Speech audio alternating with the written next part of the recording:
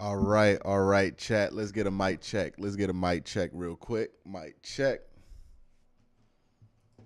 Y'all know what time it is today. It's gonna be another tight game, man. It's gonna be another tight game.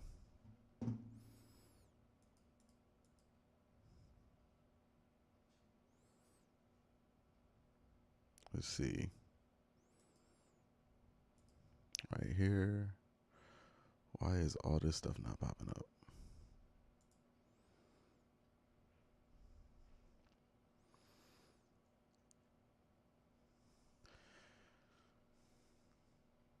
I'm good.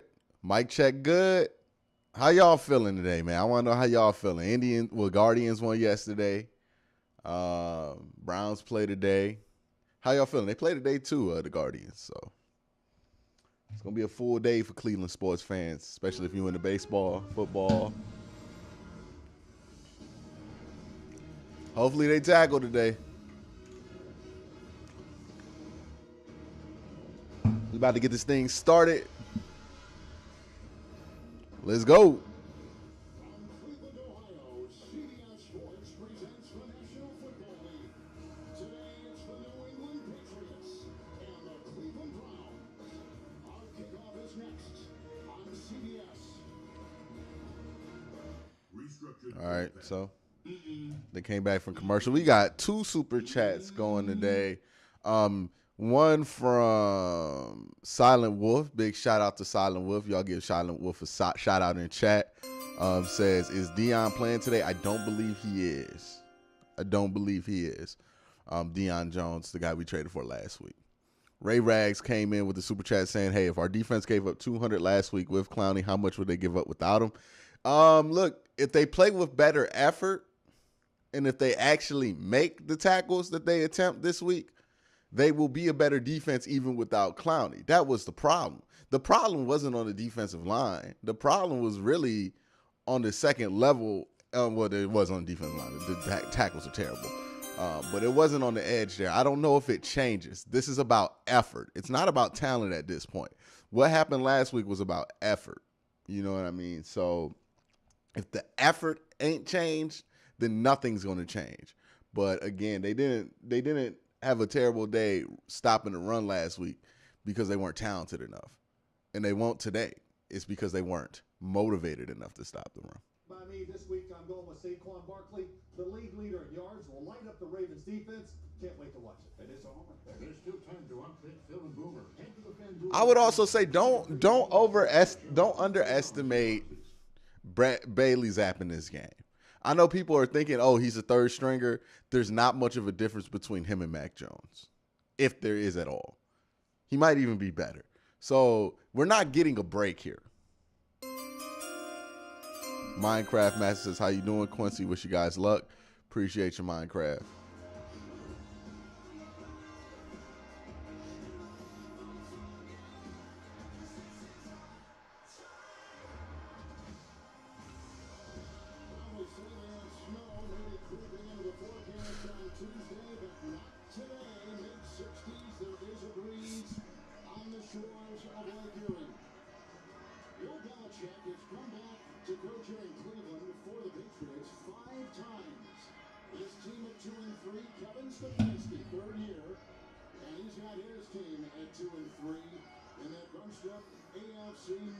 Boy, the Bengals are 0-2. Oh, yeah, because they lost to the Ravens, too. Fred Heim says big boy game is needed from the defense today because Hoodie is going to run the ball. Yeah, got to tackle. No doubt about it. Got to tackle. And we're about to get this thing kicked off here, man. By the way, shout out Fred Himes. Shout out April Himes. Shout out both the Himes. Shout out to the Himes. All right, they kick this thing off. It goes in the back of the end zone, and Jacoby Brissett in the offense going to be coming out.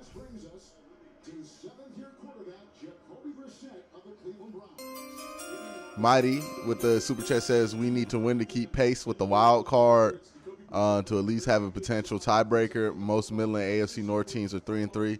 Yeah, we got to start beating. We can't keep losing to the AFC teams. You know what I mean? We got to be mindful of that. This is a game you want to win for sure. because you want to get those tiebreakers. You know what I mean? Couple tight ends. It's a 1st and 10 from the 25. Chubb goes wide, 5 wide. Blocked by Wills. Outside they go. Bryant the tight end. All right, good start. Do you think Ray Rags with Super Chat? Shout out Ray Rags says, do you think the Patriots will do a Steelers type game plan with no Clowney by rolling away from Myles consistently? Probably. I mean, I don't know if they're going to roll away because they're just not going to throw the ball that much, but they will run towards that side and test Alex Wright and run defense. Belichick talked a lot about this week. 2nd down and 4, and Chubb remains. Good play action. It's Brissett, chased by Oh, no.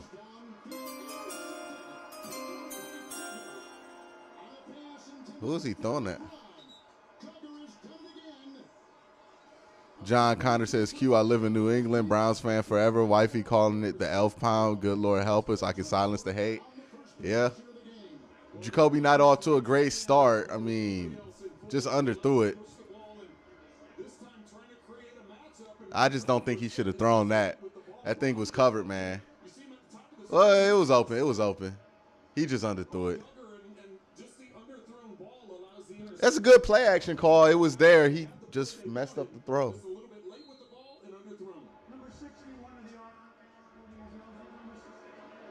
Patriots are going to begin with a big lineup, and Marcus Cannon was the 61 extra lineman. Stevens in the back from the 36. Trent told you all about. Oh, we got 5 people on the line. Terrific game last week, 1st and 10. There you go. Good push. To Stevenson. There you go. On his way out to about the 39-yard line on a gain of 3. Bailey Zappi is a rookie and a 4th-round pick. Well, you look at his career numbers when he was in college, over 15,000 yards passing his senior year. He had 62 touchdown passes, and how was that going to transition to the NFL? Well, you can see the numbers of his first start a week ago. It transitioned very well, completing 80%, over 80% of his passes, and doing a great job of protecting the football. Cannon is out. 2nd and 7. Zappi.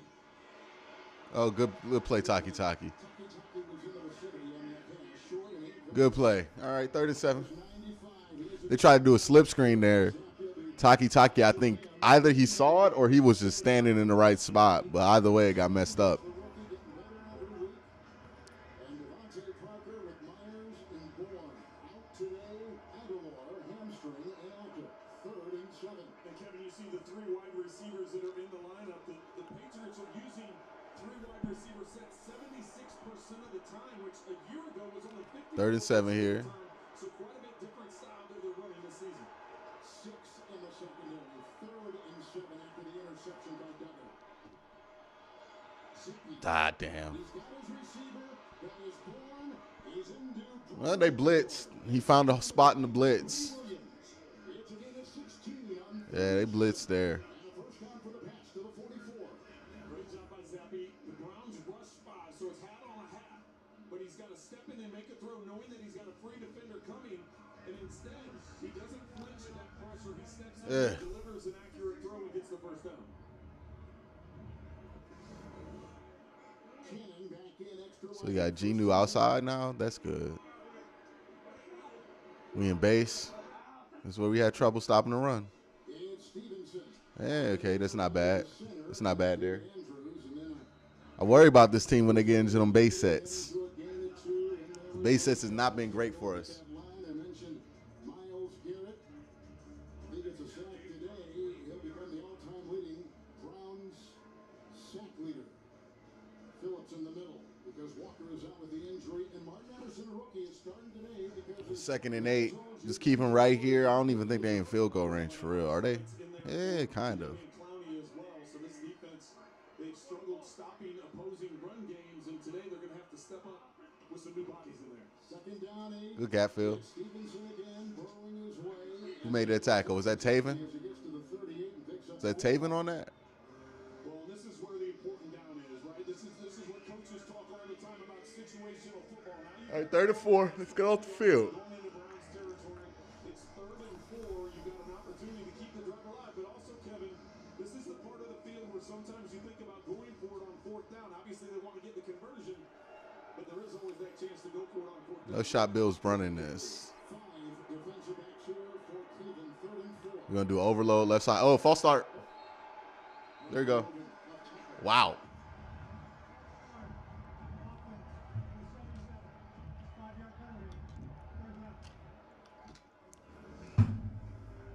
Brown be left tackle there. He just moves early. Nobody else moves, so just the timing. I believe they're in a silent count, so Brown just not on the same page as everyone else. All right, 3rd and 9 again. It becomes 3rd and 9 for Zappi.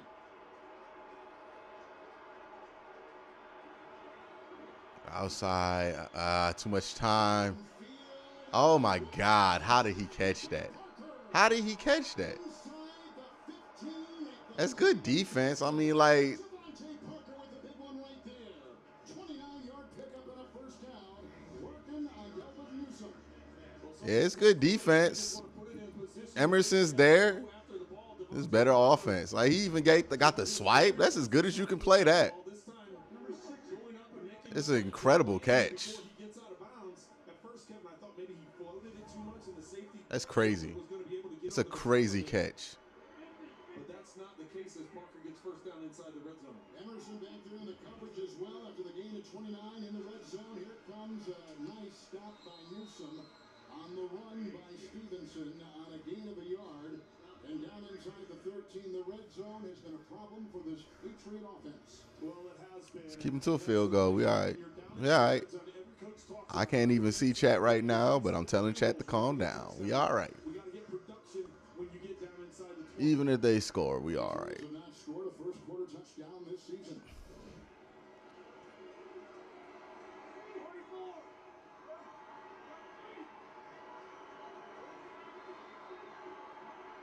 All right, we're in 3. Second down, 9, the pump fake and the screen pass. Good tackle. Andrews and down to the 6. Good tackle. Stevenson, 14th catch of the season. A touchdown saving tackle there by Jacob Phillips. Way to get behind him. Get the leverage to make sure he doesn't get the first down, but also not horse collar him. Right, they got you on the fake. This is a beautiful play design that they had here. Eyes right, everybody goes right, and then there's a nice little slip. Like, that's a great play design. Another big third down for the Patriots. Cannon back in as an extra lineman and play the drive. 3rd down and Are they running it? False start. False start. What's going on with their snap count? False start, offense, on the 76, 5-yard penalty. That's the other tackle, Isaiah Wynn, who is switching from the left side. That's the second one. He has had some penalty problems. 7th of the season, accepted right there, the most of any lineman at that right tackle position. And Kevin, they were able to overcome Trent Brown's procedure penalty to set up 3rd and long, and they got the big completion to Parker down the field. Now, are they going to be able to make I feel like they're going to take a shot at the end zone here. back here to 3rd and 8? Watch it draw. They'll make it 3rd and 7 from the 11. Thornton in motion. Zappi to the end No. zone, and No! in the corner. That wasn't catchable. That wasn't catchable. That was not catchable. He's been a starter each game in that corner position for the Browns. Here's some shot. Was JOK injured, or maybe we thought he was the problem last week? I don't see him on the field yet. I don't know. I got to look. Newsome puts his hands up, but he never turns around to look at the ball. You see the contact that takes place. It was catchable. Newsome running through. Not getting a chance, and yes, the flag comes out. Come on, G. New. Pass forward. Newsome not happy with the call. Cannon remains. Stevenson the back. 1st and goal.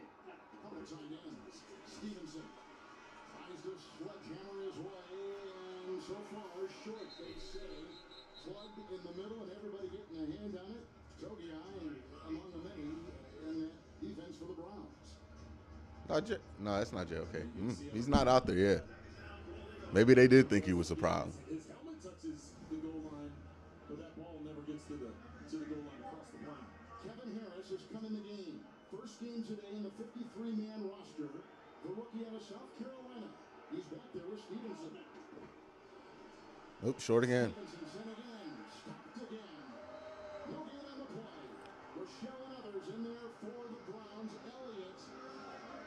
There was a third-year lineman out of Missouri, starter each game as well for Stefanski with another hit.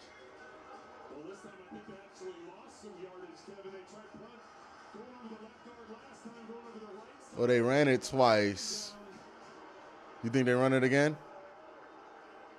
I think this is play action. Maybe a little play action and get out in space for Bailey Zappi, see if he can use his feet. Get back, get back, get back. Here we go. Oh, what the No touchdown. No touchdown. The official on that side threw his hat off, which tells you that the receiver. Yeah, no touchdown. See Henry in the back here. Yeah, ineligible receiver. Yeah, there we go. That's fourth down. Force the field goal. Good job, defense. Well, not good job going to the one, but good job to hold him. Yeah, he was out of bounds. He can't be the first one to touch the ball, man. Come on. There's no conversation to be had right now. Illegal touching. Let's go.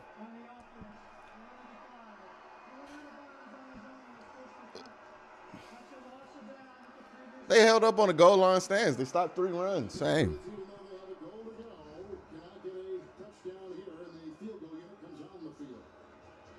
Well, Kevin, that is an excellent job by this Browns defense. I know they gave up a couple of key third downs, but when their backs were against the wall right at the goal line, 2 downs in a row, they stuffed them. Good job. Came up with a big stop on third down. Good job. Didn't get gashed on a run play. I'm all right with that. Look, this defense sucks. We know this defense sucks. The wind doesn't swirl as much at this end of the field as it does at the other end with the dog pound. They're going to kick the field goal, man. It's a 19-yard field goal. This guy's almost perfect inside 50.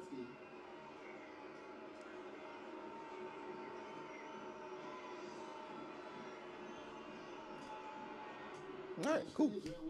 Cool. Cool.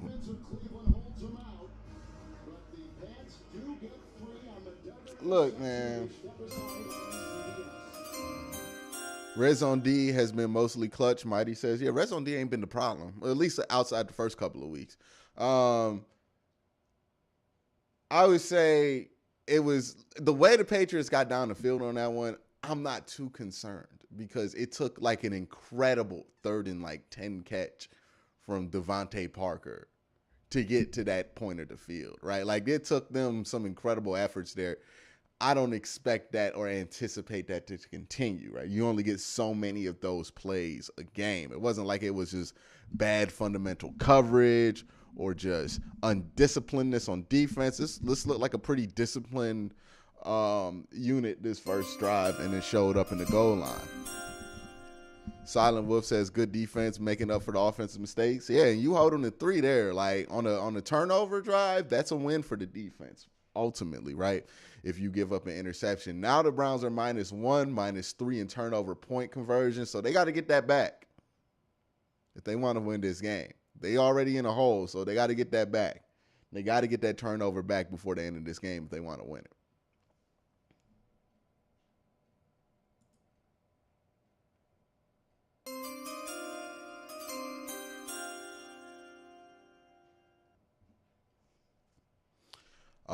Ray Rag says it looked like they put Jordan, who I didn't even know was before JOK.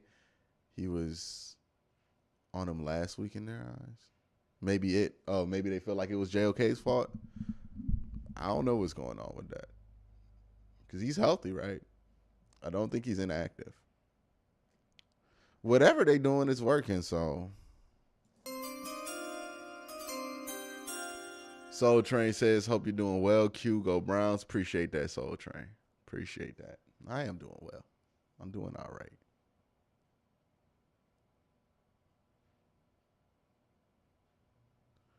Like, oh, they got Deion Sanders on 60 Minutes. Talk about 2 things that don't match.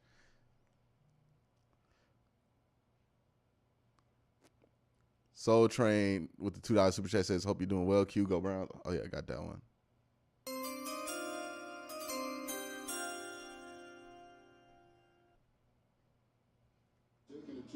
Jake Evans with the super chat says, I know this probably ain't going to happen, but I would absolutely love to see Jerome Ford get some touches today.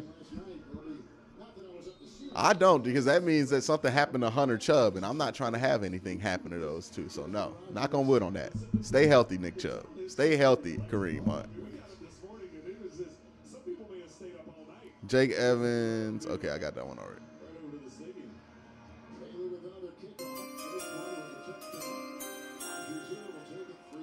Huge bulk guy says, oh, good return? Nah, normal. Says, can you explain why Myles plays so far outside? Sometimes he's in front of the wide receiver. I'm just starting to understand, trying to understand. It's a wide 9. They run a wide 9. Like, that's just, it's a wide 9. That's where he's going line. I question doing it when you don't have great defensive tackles, but because wide 9, remember when Detroit had like Nick Fairley and then Ndamukong Suh, they ran a wide 9 with very much success.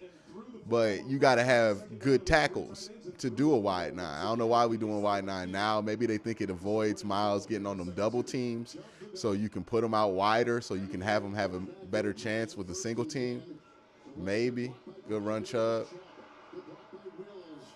That's probably the logic for Joe Woods in that. I just think it leaves your defensive tackles too much on the island, and they're not good enough to survive it. Yes, first career touchdown pass right here to Najee Harris. He slips across the formation uncovered. 11 play, 66-yard drive, 6.5 minutes, and the Pittsburgh Steelers go up 7-0 over Tampa. Kevin, Trent, and Melody. Well, that was some great play design we saw there. You realize they were in man-to-man coverage, so you slip the back out from the other side for the easy touchdown for Pittsburgh. You're doing 2 games at once. I love that. Here's Chubb on 2nd down and 2. Good cut. Njoku with the block. Good run. Is that 6? The first down with a gain of about 7 on the play. Here's the Patriots defense. They got Christian Barrymore, Devin Gok, Uche is out again today. Kevin Goku. Wilson is a former Cleveland player coming out there. You see his man. Hey, now Jack Jones. Watch out for Jack Jones, man. Stephen Belichick is the play caller. Jack Jones, a rookie starting. He has been terrific. He's had a pick 6. Interception last week, 2 straight games with an interception. 1st and 10. Those a block at the left tackle. Good poise. Did he catch it? Nope. Akalon says, would you consider Guardian stream if they go far? Nah, not on this channel. It's going to mess up with the algorithm on it. The right of your screen. Watch as he drives, comes in over the top. Perfectly timed, huh? The crowd mumbles, but I agree with you, Kevin. I think that was perfectly timed. Defense scored last week for a 2nd consecutive week, shutting out the Lions. 2nd and 10. 2nd down and 10. Jacoby Brissett to Nick Chubb. All right, 3rd and long. There, and it was plugged up nicely by Carl Davis, a former Cleveland Brown player, 8-year veteran out of. 1 second, y'all. He's excited to go against his old team today. No gain on the play. Well, and it sets up this 3rd and long. But Kevin, this New England defense, it has played well. I know the numbers don't back it up, but you look at the Miami loss they had in week 1. Miami only had 300 yards of offense, but the Patriots were -3 in turnover against the Steelers in that win. Didn't even give up 300 yards of offense. Now, they had some problems with Lamar Jackson in Baltimore, but a lot of teams have problems with Lamar Jackson in that Baltimore offense. Indeed. Kareem Hunt is in 3rd and 10. Good time for Brissett. Going to Bobby's come. Njoku, who is covered by Duggar, the safety. All the way to the 25-yard line. Beautiful catch by David Njoku.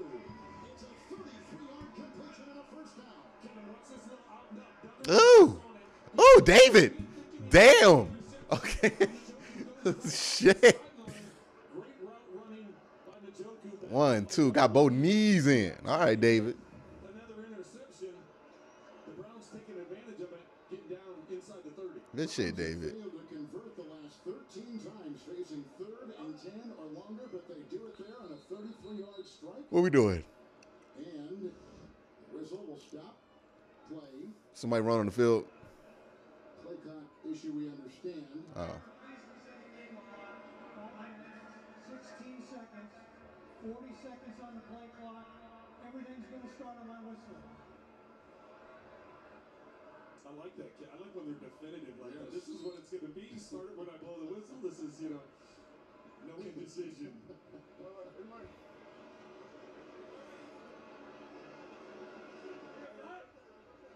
All right, 1st and 10 here. Had the big play by Njoku to get us in scoring range. People Jones with a 3-yard run. 2-yard run. All right. All right. Well, we in field goal range. We can match the point-wise if Cade makes the goddamn kick. 2nd and 8. Are they going to go empty set here? I feel like they're going to go empty. Yep, empty. Spread them out. I mean, like, they got like 8 dudes on the line of scrimmage. You got to go empty. You got more wide receivers than they got defensive backs. Somebody's going to be open.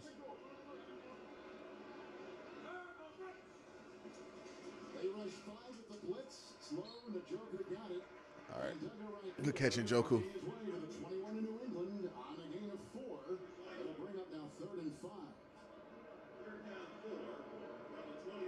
Njoku's the type of athlete that you can put out in space. We've seen it already with the out and up that he just got completed this time, getting separation.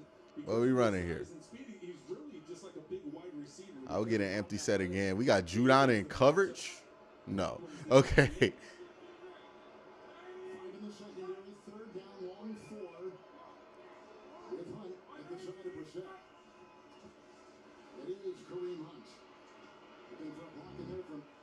Oh, they ran it on 3rd down. Are they going for this? That makes no sense if you're not going for it. Yeah, they're just going to kick the field goal. Well, Njoku's coming back across the line of scrimmage. I was almost wondering if Hunt wasn't supposed to follow him to that backside unless it was a movement by Njoku to kind of... All right, redeem yourself. Well, no, this ain't going to redeem yourself, Cade, but, you know, make the goddamn kick. Following the lead block to the backside. Nonetheless, a great stop for the Patriots. Hold him to a field goal attempt. Judon was the one to hit it. Here's a 39-yard field goal try by rookie Cade York. There we go. He got it to go after the miss. Well, y'all be like running the ball on short yardage. Just why you don't fucking run the ball on 3rd down and 4. That's what y'all been asking for.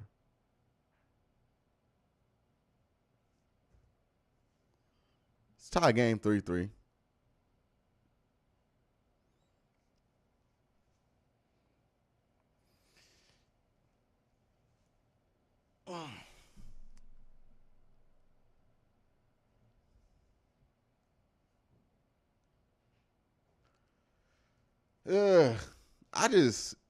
I wanted Kevin to stick to his identity there. Be aggressive. You know what I mean? Be aggressive. I don't get that call, but hey.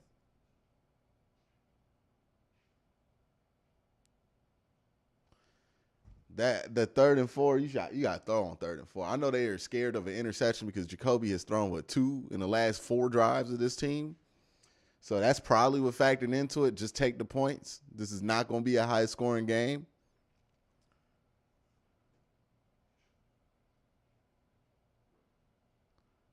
Nick Chubb can't be out there every play, y'all.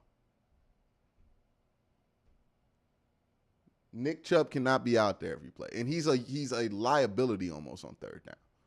I love Nick Chubb. Nick Chubb's great, but we got to acknowledge he has flaws.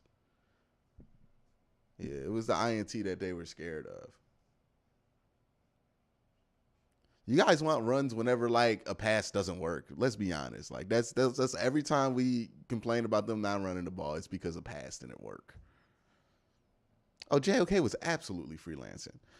Chosen Cartel says, I wonder if JOK was freelancing more than we knew. Absolutely, he was. I mean, like, not more than we knew. We know he's freelancing. I think it was inspiring others to freelance or forcing others to freelance.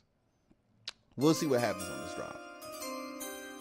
Crowd seems to be the 12th man causing penalties. I don't know if those false starts had to do anything with the crowd noise. It just seemed like he just didn't have the count. Maybe they had a silent count put in and he couldn't see it. He'll probably take that out. Progressive, the right call to protect your home and car. And by Burger King.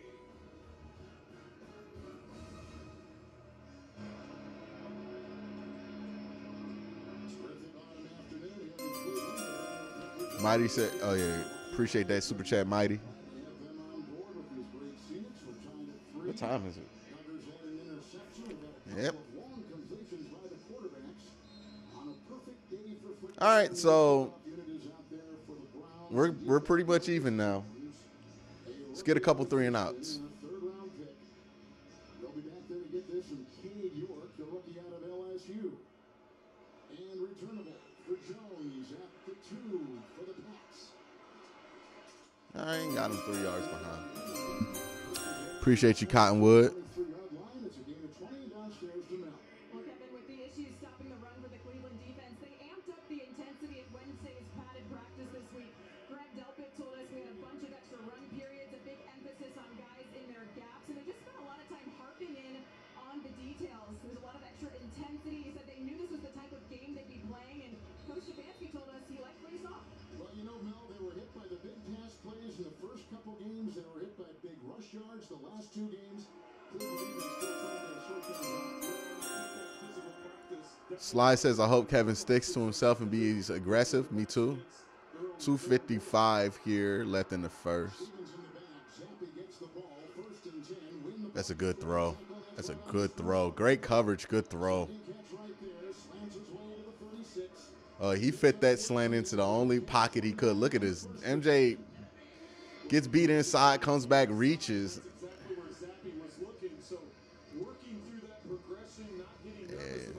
Yeah, that's just going to happen in man sometimes. You just get beat. They've been playing a lot of man on the outside. Mark Emerson made the stop. He's replacing the injured Denzel Ward, who's out with a concussion. 1st and 10. Stevenson in there. Good tackle, Grant. Good tackle, Grant. What's the flag? Might be a legal procedure.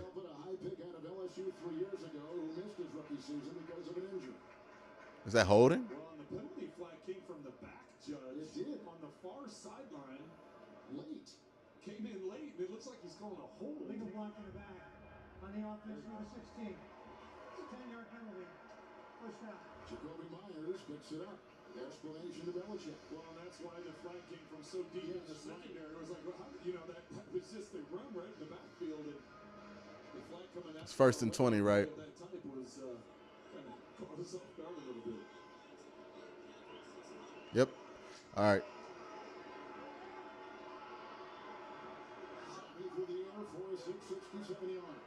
Yeah, it's just been Taki and Jacob Phillips out there.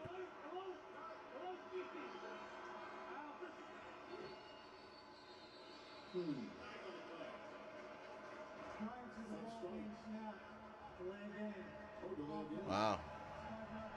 1st and 25. They've been penalized a lot this early part, this offense at least. 6 pass plays, but you're right, Kevin. Just too many penalties, and they're self-inflicted penalties. They're easily fixed. Offensive line out there, they have been intact and started all 5 games so far for New England. 1st and 25.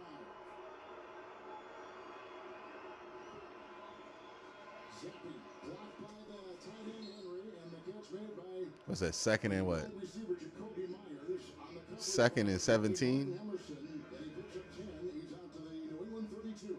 Just a little tiny 10-yard out route. Martin got beat there. Good job getting the feet down when you're that down in distance after a couple of penalties. Being able to just get Got to get more pressure. It's still 2nd and long, but getting a good 10-yard chunk in the back is helpful. Jacoby Myers at 7 Okay, we flip Myles to the other side. Here comes Myles Garrett. Fumble, fumble, fumble. Get it, fumble. That's a fumble. That's knocked loose. That's a fumble. Myles Garrett strip sack. He's back, and that's the record. That is the record. That's the franchise record if it stands.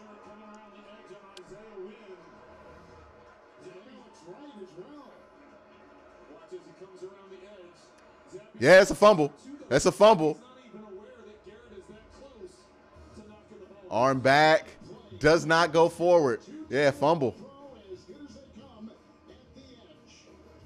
Myles Garrett. Oh. Oh, yo, got the turnover back. There we go. That's what I'm talking about. That's what I'm talking about. That's what I'm talking about. Y'all been talking all this nonsense about where's Myles. Myles ain't been impacting games. He has. But there you can see it. Now you can see it. But on a game of life, betting that love is just a swipe away.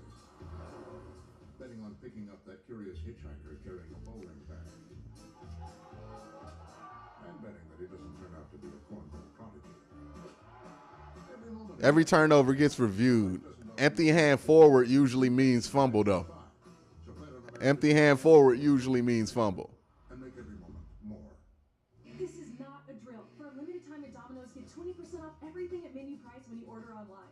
Pizza, 20% off. Specialty pizza, 20% off. Anything that's not pizza, yep, you know the drill. Except it's not a drill. It's 20% off everything. Only at Domino's. It's amazing. He's talking about motorcycle insurance, and people love it. You deserve to save. I deserve to save. I mean, he has a way of making you feel seen. Bundle car and motorcycle Like, insurance at geico.com. If you haven't tried Don Power, that's just good rush by Myles. Way to get his arms up, get the strip sack, and now that's a franchise record. it cleans 5 times faster to actually break down. Because if you make him fumble, that's a strip sack, right? If you make the quarterback fumble, that's a sack, I believe. Survivor's ready. Go. New fall TV on CBS is back. Fabulous, stupendous.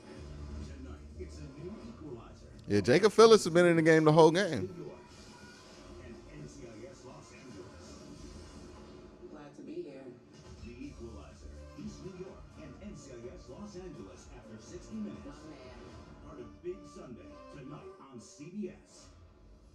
They're coming. Yeah, it's a strip sack. Get breaking news, Lots of bust for trade. highlights, and instant reactions. It's all sports all day long. CBS Sports HQ. Watch anytime. All right, here we are back in Cleveland, and what's ruled a fumble on the field. We're going to take a look at what we've looked at during commercial break. As his hand starts to come forward, is the ball out before that transition Nope. coming forward?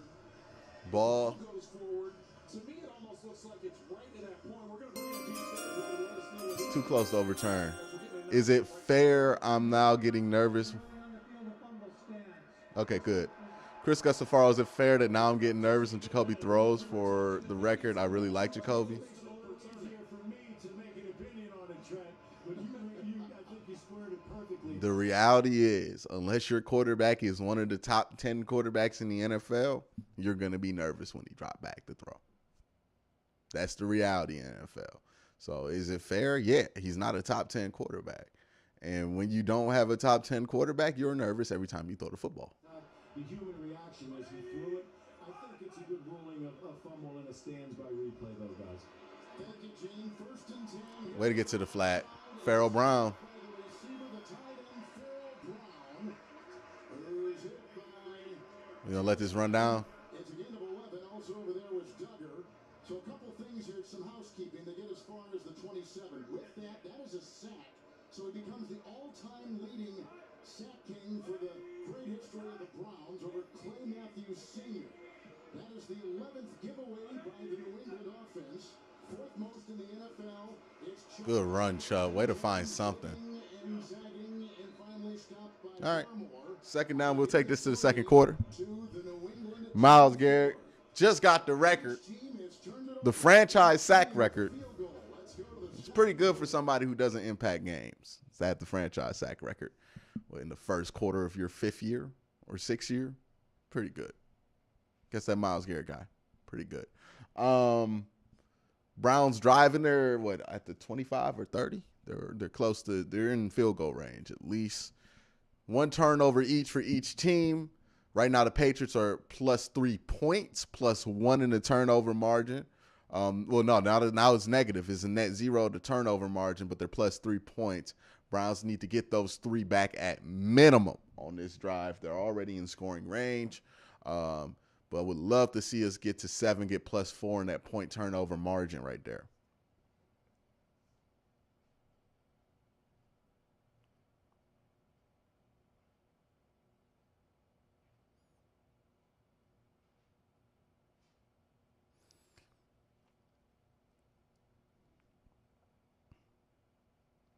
But that's Ray Rags here with the super chat says, the more I watch the offense,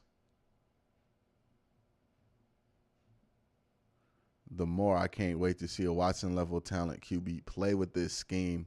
There have been multiple open receivers that I believe if he was playing would have been touchdowns. Yeah. Yeah, I mean, like, again, people are going to underestimate because the quarterback play ain't been bad what the upgrade's going to be, but the upgrade is substantial if he is who he was in 2020 or 2019 or 2017 or 2018.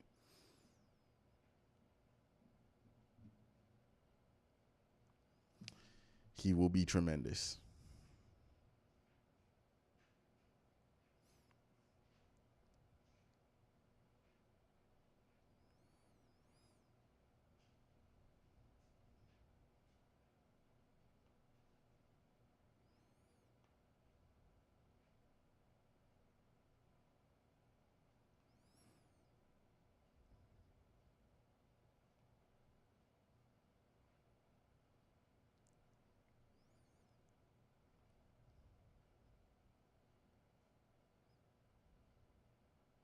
I'm going to get that pretzel burger from Wendy's, by the way.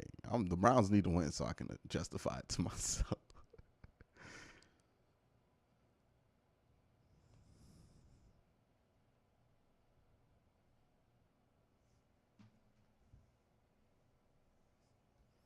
And Kevin Stefanski leading again. Let's get these points up, though.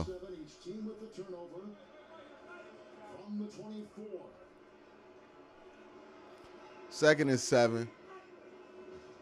They do a counter run here, and it's stuffed. So 3rd and long. Hey, look, we're going to have some success throwing the ball today. We just are.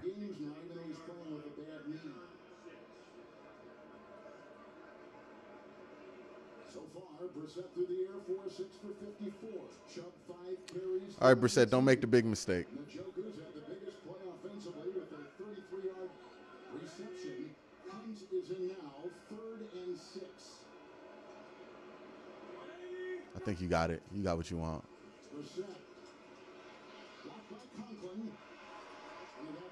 Sneak that. Sneak that. Sneak that. Sneak that. Come on. Let's see if they give him the necessary yards. Not short. 4th and 1. Well, you got to remember how good Brissett is at the quarterback sneak to hurrying up to the ball, get lined up. He got it. Oh, he might not have. He didn't get it. He didn't get it. I don't think he got it. He didn't get it. Drafted in the 3rd round by the Patriots, traded to the Colts in his 2nd year. Started in 17 when Andrew Luck went down. Most of that season started in 19 when Luck was surprisingly announcing his retirement. And there you see Batonio and others trying to pull. I don't know if he got it. Look at Judah. It's going to depend on where they give. Happy with the spot on the far sideline. He might challenge it. Is he going to challenge the spot? Defense has stopped all 6 line 4th down attempts last week. 0 for 6. That is the first time that had happened in like 45 years when they start keeping track of that stuff. Can you believe that? 0 of 6 the Lions in one game. Yeah, it's super short. Hadn't happened in 45 years. They ain't give him any forward progress on that one. We don't even got to do this. Come on now. This is comical. 2.5 footballs left. Here comes That's a bad spot, but he didn't get it anyways. I mean, that's fine. I'm fine with losing on that one, dog. Like, you got to take the chance to get the sneak to keep the drive going. Still down 3 points on the turnover play margin.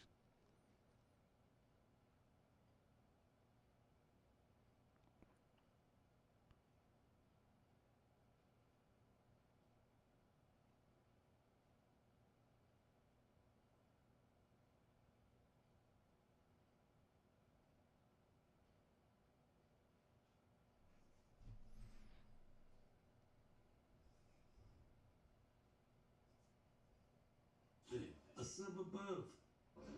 The new iPhone 14 Pro. It's amazing. What do you mean we are predictable? A 3rd and 1? A 4th and 1? A 4th and 1? Yeah, you're going to be predictable. We've been begging them to be predictable. This has been the problem. I don't get the complaints, man. Like when we do run the end around stuff, oh, we're getting too cute. But then when we do, which is, I'm fine with losing on that play call, which is, hey, if you go quarterback sneak and they stop it, you're like the first one in like 3 years that did it. Congratulations to you. That's fine. It didn't stop. I hate when people talk about play calling, period, because like it's just not something that we have enough information to really have a good opinion on. But that's fine. Come on, man. Like Jacoby, what, 24 or 25 on QB sneaks? If you stop it, sure, brother. Like that, congratulations to you. I'm fine not getting that if that's the play call. If they would have ran like a double reverse end around loop-de-loop to like Anthony Schwartz, okay, I would get the complaint. But that, hey, just happens.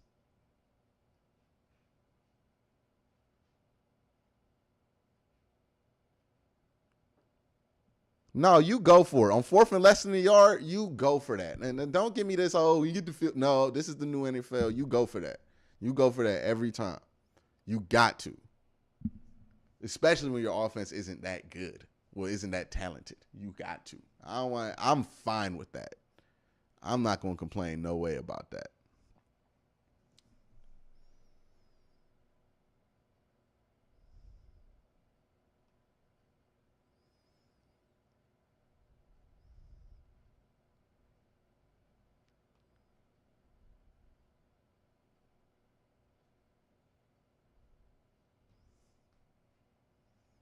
Yeah, you got quick on the ball. They the first team that stopped in like 3 years. Congratulations to them. Now just get them off the field here.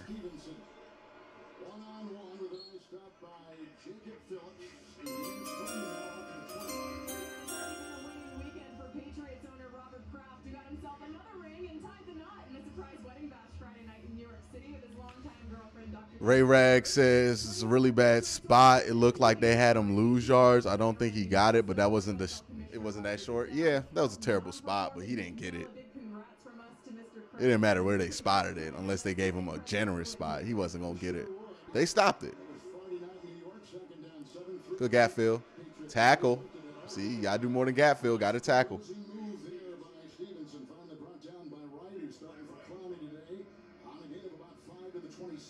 Well, this is going to set up a 3rd and short. They're 2 for 3 on 3rd down. As we take a look at Stevenson, the pull by Cole Strange to get out in space, and Stevenson following behind Strange. Pick up those extra couple yards. Well, 2 good rushing attacks, but so far not much. Patriots, a little over 2 yards a carry. Browns, under 3 yards a carry. Those are not indicative of what these teams have done. 3rd down and 2.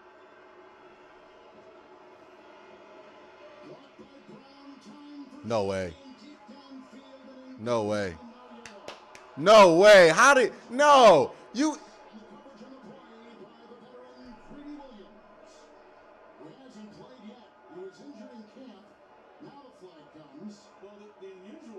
Why didn't the front judge throw it? Why did the dude from the back? Nah, man. That's some bullshit. Pick that shit up. Conference and pick that up. That wasn't... Clearly, the dude who had the best view on it did not think it was pass interference. This is Scott Lubnack's crew, and 3 officials on this crew have worked the Super Bowl, so it is deep and considered good, and let's watch it again. That's a push-off.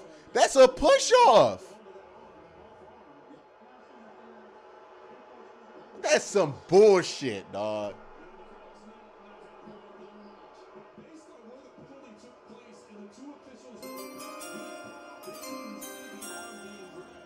Look at that extension. Oh, my God. Pass interference is a two-way street. Sly says we don't have the best online in your league. You go 4th and 1. We have the best O-line in the league. You go for it on 4th and 1? Yeah.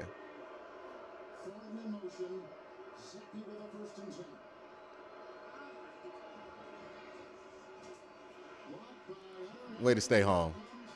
Way to stay home. He became the all-time Browns sack leader. Comes through with the play right there. And it's back inside the 42. Good defense here. Watch as this comes around the other Way to stay disciplined. They tried to counter reverse double fake you, and you stayed tall, like right here, right?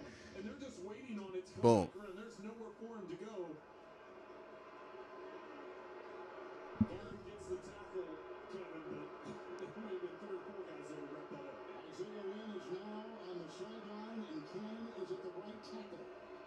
Second down, 12, blocked by Brown, down the sideline, and incomplete for Parker. 3rd and 12. And the coverage across the way by the rookie Emerson. Well, they tried the misdirection on first down. They lose ground. Then on second down, it's man-to-man coverage, and it throws a jump ball down the sideline. So 3rd and long is now Patriots trying to come up with a play. 3 and 3. Look at a toe injury, questionable return. Let's get them off the field here. Let's get them off. 3rd and 12. Are we nickel blitzing? Yeah. Or at least we showing it. Bad throw. Wow. All right, there we go. 4th and 12. We got it off the field. We fine. We fine. Get the ball back. Now 4th down, here comes the punting unit for the New England Patriots. A good response by that Browns defense. After the penalty, gives New England decent field position. Mighty says 3 in the hand is more than 7 in the bush if we lose by 2. Can't be living in our fears. Can't be living in our fears. We're not going to win a lot of games just kicking field goals. Our defense is not good enough for us to win games kicking field goals. We understand this, right? Getting 6 points means absolutely nothing when your defense is not good. If your defense is not good, you have to be more aggressive on those situations. We can't just if our defense was great, hey, bird in the hand matters, right? But nah, our defense can give up 7 points like that, and then all that shit don't matter no more. You got to go for it. You got to be aggressive. Corey Johnson, I know blitzing is risky, but we need to put pressure on this young QB to get in his head. That don't work on everybody. That's just no. What you need to do is cover well. Brad, like against a young quarterback, blitzing him, cool, whatever, sure. That's what like everybody in their grandma will tell you need to do. And there's some validity to that. But what a young quarterback really is going to struggle with is a tight window. That's where you get interceptions. Get pressure when you can. Send 5, maybe 6 every once in a while. But make sure the windows are tight. Just don't give a young quarterback easy throws. And when you blitz, if a guy is poised enough, which a lot of these young quarterbacks are, you're just giving them easy throws. That's why I think that blitzing plan is a little dated. You know what I mean? If you give them tight windows, that's where look at Justin Fields. Justin Fields struggles the most when he has to throw from the pocket in the tight window.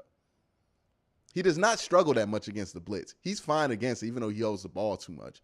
Like, he's fine against it because he can run, he can scramble, he can get outside, he can make something happen and find an easy throw. What you cannot do with a young quarterback is give him easy throws. And blitzing gives up easy throws. You got to force him to throw in the tight windows. Top 3 O-line, top 2 running back, 4th and 1. You utilize that. Yeah, and that's what they tried to do. I mean, one of the best sneak quarterback in football. Don't forget to leave that in there, Wesley. That's what they tried to do. They got the best QB sneak dude in football, 1 yard, best O-line. Hey, we're going to take that chance every time you give it to us. One person has stopped it with Jacoby Brissett in like 4 years. And this offensive line is elite. You got to take that chance every time you get it. And if they get 4th and 1 on this drive, we going for it. Chosen Cartel queuing here, karate chopping cliches left or right. I'm not trying to cry. I guess, yeah, that one, yeah, blitzing a young quarterback. I mean, just a lot of times we just say stuff we hear a lot. Why? Just believe me, you've got to wear them. All right, that's fine. Just had a Patriot punt. We're tied at 3. Oh, we got Frito in there. Is Froholt, a former Patriot. is Teller. We're trying to find out why from the 13, 1st and 10. It's Chubb. The block right there by Wills, who was pulling and stoned at about the 15. We're going to have success throwing the ball, Jacoby. I've got an update for you, Kevin. Right guard Wyatt Teller spent some time in the blue medical tent. I'm told he's being evaluated for a calf injury and is questionable to return. So for the time being, Yelda Froholt will hold it down at right guard. Mel, I knew that you'd have the answer. You know, I knew you'd have the answer. You are indeed. Thank you. And thank goodness the weather's nice. In this beautiful day down there, my goodness. 2nd down and 8. Well, having Froholt in the game at guard is going to change some things up for their short yardage and goal line packages because Froholt has played some fullback. Good point. Good catch. And caught by Peoples-Jones. Good catch. Jack Jones. That's a first down to the 28 in the game of 12. Well, low and away, the only place that could get this catch and squeeze it in there. Good route. Way to not waste time there. From the defender. Good throw. Way to see over the window, too. Low and in front. One of the interesting games within the game, so to speak, was Belichick against his old quarterback, Brissett. Well, and that's some of the things that you have to remember. And I don't know, maybe Brissett's been gone long enough to not have that emotional part of it, but he definitely wants to get the win. There you go.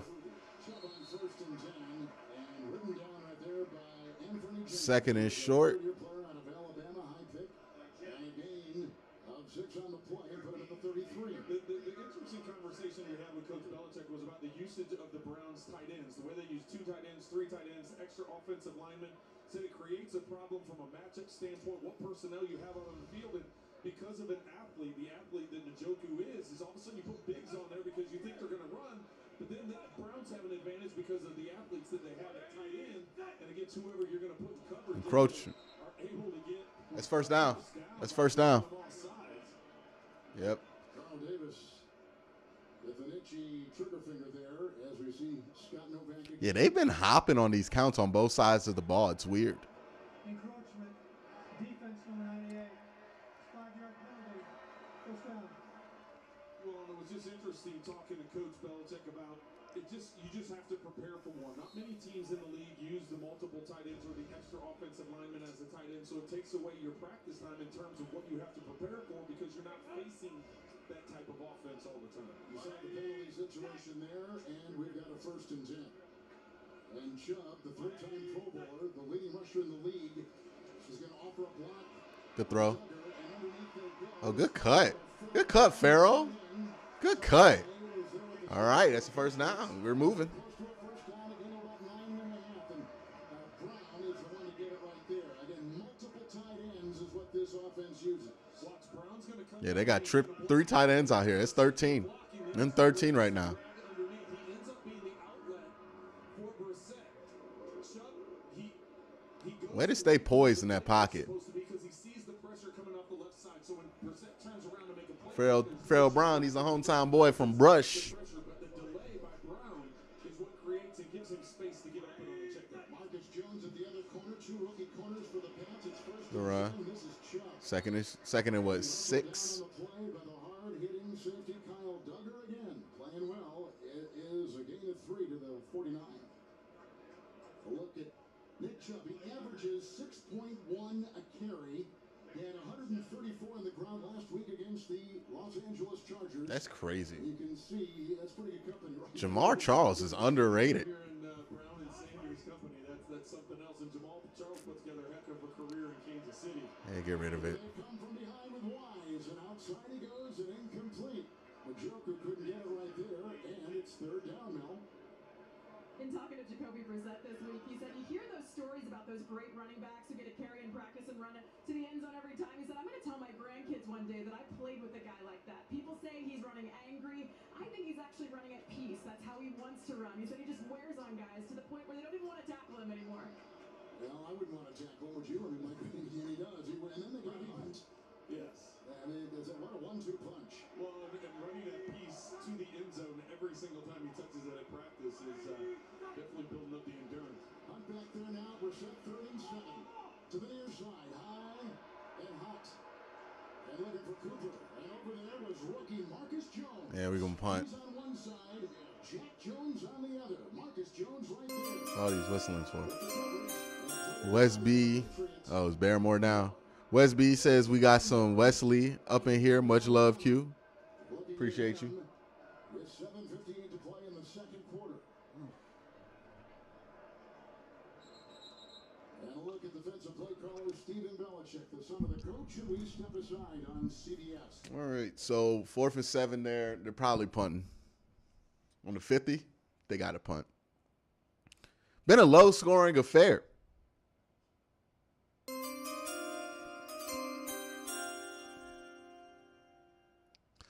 Ray Rag says, that was a weird encroachment. Browns had 2 guys in motion. They couldn't even snap it yet.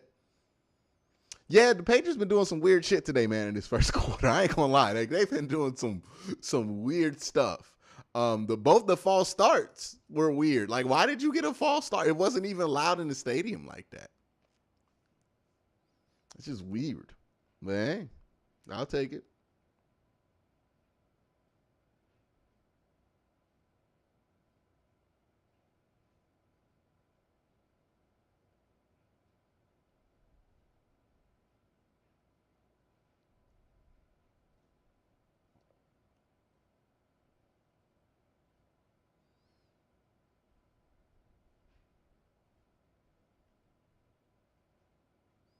It was 4th and 1. What is this guy talking about?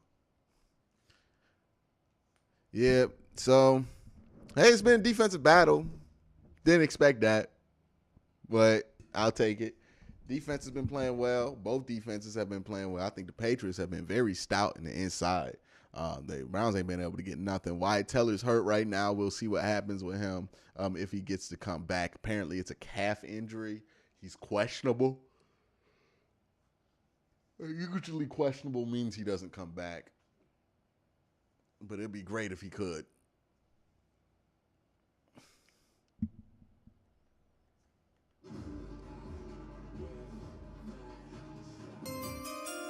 Got another super chat from 300 Deuce GSB who says, when do we think Amari will start getting more targets? When he's open.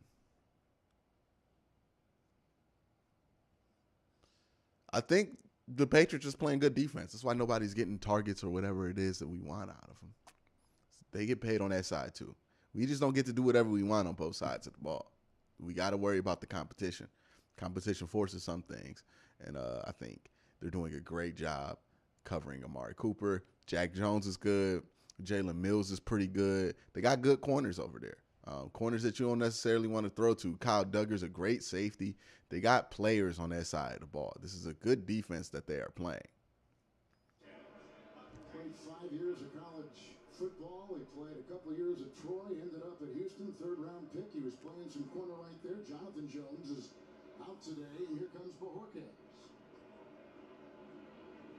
Hewlett will be the long snapper. There is wind, and the punt is away.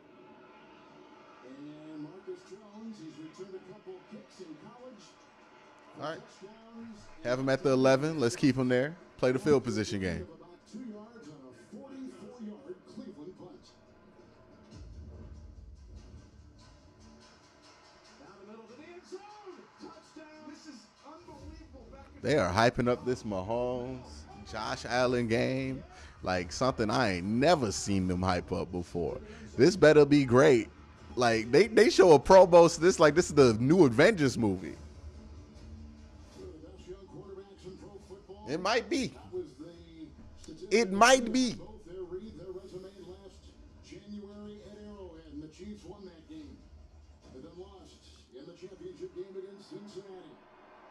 Here we're tied at 3. Cannon still the right tackle, and underneath. Hey, don't want to give that up early. Again, don't want to give up these easy throws. And he spins his way for a You don't want to let a young quarterback get into rhythm. If he makes a throw, make him make one. He's just zone coverage, but nobody's assigned to Henry. He just runs up 6-7 yards, turns around. Nobody's even around him. So miscommunication there by the Browns in the secondary. Joe Woods is the defensive coordinator for Cleveland, and it, to say the least, has been a very hot seat for him. Well, it has been, and when you look at the numbers, and that's what everybody looks at, it's the numbers. Play action. Too much time. Too much time. Too much time. Way too much time. Can't let it develop. We got to win more at the line of scrimmage. I mean, look at this. Nobody wins for 4 or 5 seconds. We got to win more and win faster than that.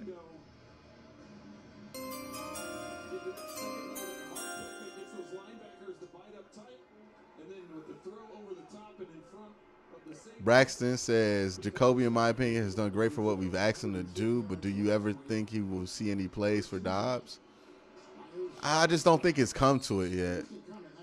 Maybe if the offense stalls out and continues to stall out here, they'll probably do some Josh Dobbs stuff to get it a spark. But I just don't see the need for it right now. 2nd and 8. Sammy Football says Phillips is so. Phillips been fine today. I think Phillips been fine today.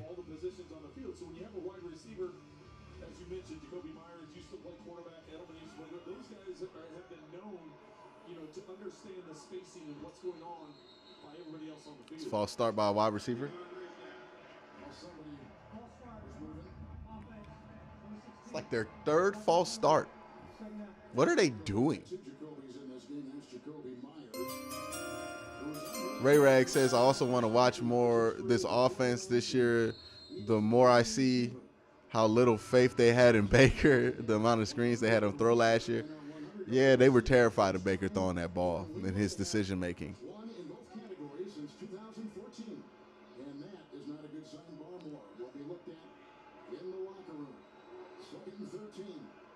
Stevenson the back.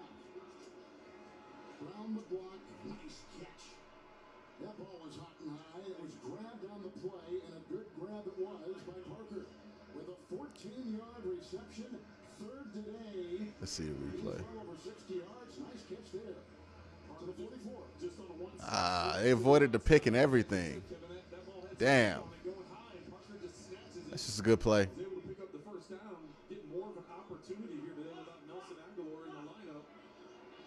Henry caught one for 12. Jacoby caught one for 19. 14 right there. It's 1st and 10. Stevenson. Just stop. Wesley James, Greedy's not playing well? What makes you say that? I haven't seen anything that's like Greedy's playing bad. Yeah, Wanda Robson takes his 5-yard pass to Daniel Jones, and what's it called, Kevin? Ask Trent. It's called a pick play. Executed properly. 7-7.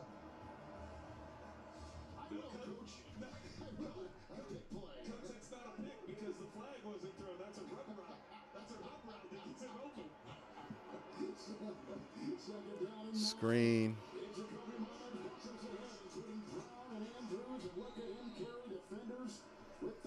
All right, got to stop him here. Keep him to a field goal. Thornton with a gain of 12. He's a rookie out of Baylor. Broke a collarbone. Has come back his NFL debut last week. Tyquan Thornton moves the ball to the 31 of Cleveland. In the last series, Zappy wasn't very accurate, and he wasn't. It didn't look the same. And now all of a sudden, come back this time. I saw him making some throws over here on the.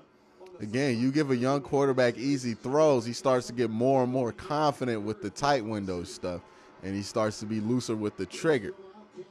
You can't let him get those easy layups. Good rush by Grant Delpit. Oh, my God. Grant Delpit just bull rushed somebody. They want intentional grounding. Look at this. Grant Delpit just got in, dug that shoulder.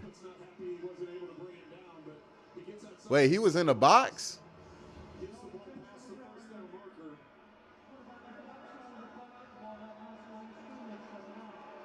He was in the pocket, but whatever. Not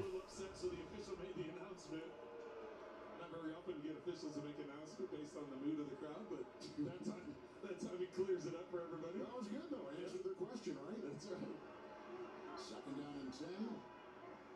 Bailey Zappi from Victoria, Texas, south of Houston and San Antonio. Another false start. With Stevenson in the backfield. Brighton ball, 8 snap. First charge, timeout. New England.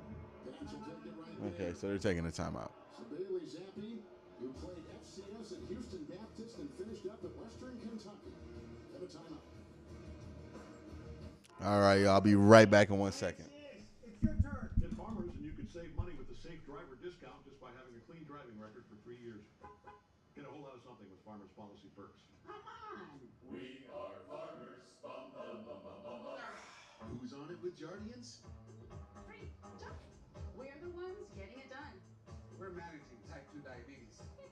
And heart racing. We're on it with Jardians. Join the growing number of people who are on it with the once daily pill, Jardians. Jardians not only lowers A1C, it goes beyond to reduce the risk of cardiovascular death for adults with type 2 diabetes and known heart disease. And Jardians may help you lose some weight. Jardians may cause serious side effects, including ketoacidosis that may be fatal, dehydration that can lead to sudden worsening of kidney function, and genital yeast or urinary tract infections. A rare life-threatening bacterial infection in the skin of the perineum could occur. Stop taking Jardians and call your doctor right away if you have symptoms of this infection, ketoacidosis, or an allergic reaction. And don't take it if you're on dialysis. Taking Jardians with a sulfonylurea or insulin may cause low blood sugar. A once daily pill that goes beyond lowering A1C? We're on it. We're on it. We're on it with Jardians. Ask your doctor about Jardians. A rebel took to the streets. He recruited others to join him. They roamed the hood and challenged authority. Sorry about that. All right, I'm back. Religious leaders. Yeah, so far it's been a interesting game. I would say defense has been okay. The Patriots defense has been okay. I think it's just been bad execution by both offenses so far has kept this score down. We're starting to see better execution from the Patriots. They're starting to move the ball. The Browns, I mean, it's been, I don't know if it's sloppy execution or just good game planning by Bill, but just the run game ain't been able to get going. The passing game's been pretty stagnant, like a couple plays here and there, but nothing consistently. The early interception, I think, really changed the amount of courage that the play calling is going to have for the rest of the game. I mean, like, they're worried about those interceptions now. And it's just been interesting, kind of like a mud game.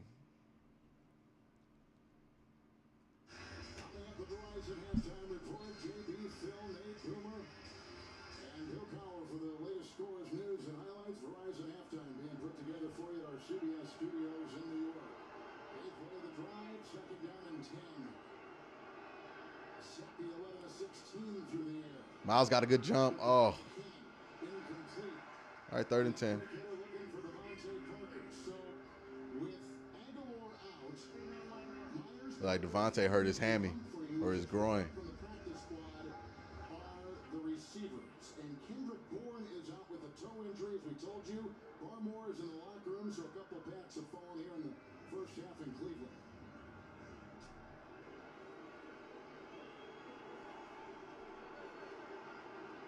Keep an eye on Garrett. This is 3rd and long. This is usually where he surfaces. Last time Gannon tried. Sack here would be huge. Oh, God.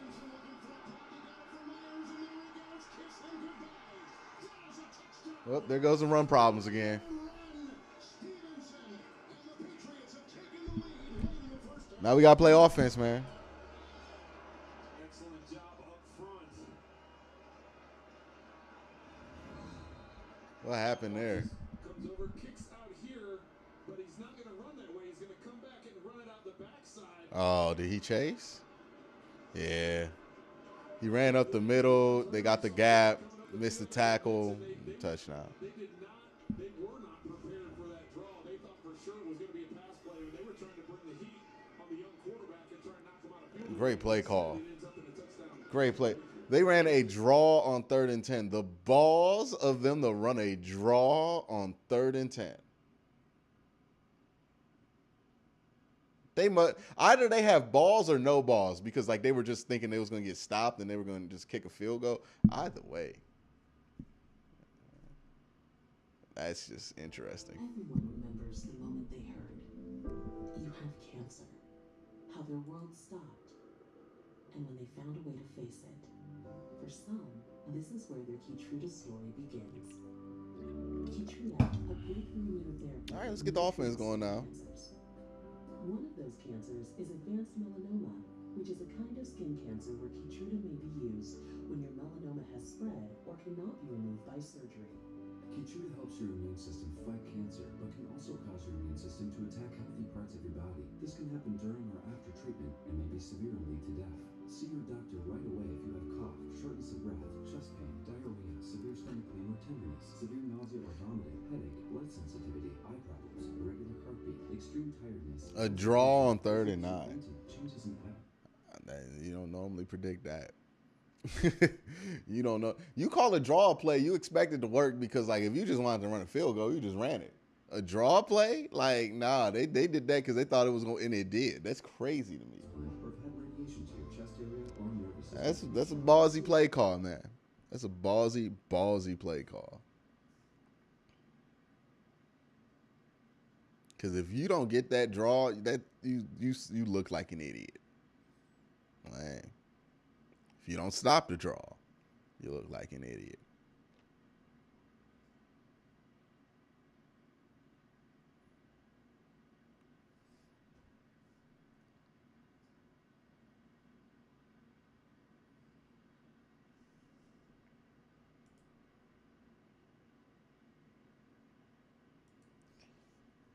Yeah, look, we can say Emerson took the wrong gap.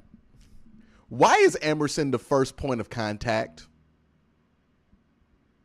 Think about that. Why is our corner the first point of contact? That should not be the, like, yeah, we can be mad at Emerson all we want, but, like, he's in a position he should not have to be in. They were settling for 3. We gave them 7 firewoods. No, you're not, like, more I think about it, you don't call a draw when you settling for 3. You call a draw because you think you're going to catch them in like cloud or something like that. And they did. That was intentional. Caught us in cloud. You run on cloud, it works. Hamstring injury out now, I think, for several games. Stevenson comes in, has a terrific 161 against Detroit. Last year against Cleveland, over 100. And today, he's just recorded a 31-yard touchdown run with a pass to Henry for 12. Myers, 19. Don't. And Thornton all had nice catch and runs. Here's the ensuing kickoff, and Chester Rogers is being chased. But no one has a beat on him, and Chester goes out of bounds. And the Browns will get it downstairs to Mel. Well, Kevin, on Tuesday, Patriots players, cheerleaders, and members of the front office visited Pine Street Inn, a homeless shelter in downtown Boston. They packed outreach kits full of essential items for Boston's homeless population and helped load sleeping bag coats for distribution throughout the community. The event was organized in an effort to raise awareness for World Homeless Day, which was observed on Monday. Great work there from the Patriots on that. All right. Thank you so much. Now, Cody Be nice to tie this up. player who is down for Ooh, somebody hurt bad. New England. Hurt his knee. He is the leading special teams tackler. Mighty says we've no second level, 50 hot garbage. I don't even know. Like, I'm not just about to blame Jacob Phillips for everything just because that's what everybody wants to do. I don't know if it was Jacob Phillips' fault. I feel like he's at that point to where we want to blame him for everything. And I don't think that's fair to him. Because, like, was Jacob Phillips even on the field in that play? I think we were in, like, dime.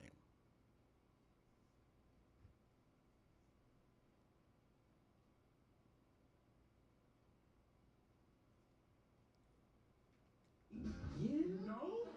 Because there's a brand new neighborhood coming to please you. Would you stop being such a people pleaser? If it makes you happy. I'm surprised they've been making this Cedric the Entertainer sitcom as long as they have. Is that money laundering? Are they money laundering? Who's watching that? I ain't met a single person that watched that show. They keep making it. They keep making it.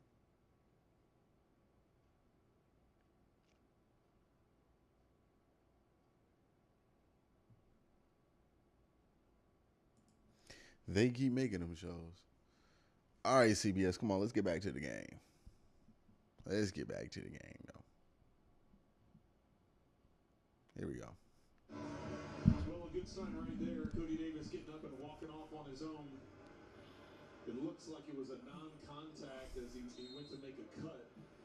As we were looking at it while we were at commercial break, but that is a good sign that he got up and able to walk off on his own power. Indeed it is. From the 29, Kareem Hunt in the backfield. Cooper so far, no catches. First and 10 outside Yeah, they go here. Peoples Jones. Let's get it going on this drive.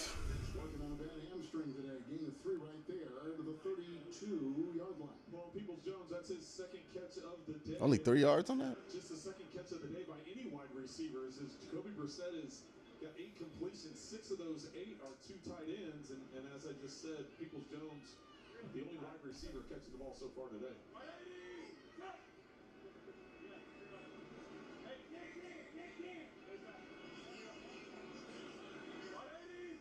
Kareem Hunt in the backfield, 2nd down and 7, and Hunt will get it. The former Chief, whose first NFL game was Not good. 3rd and 5.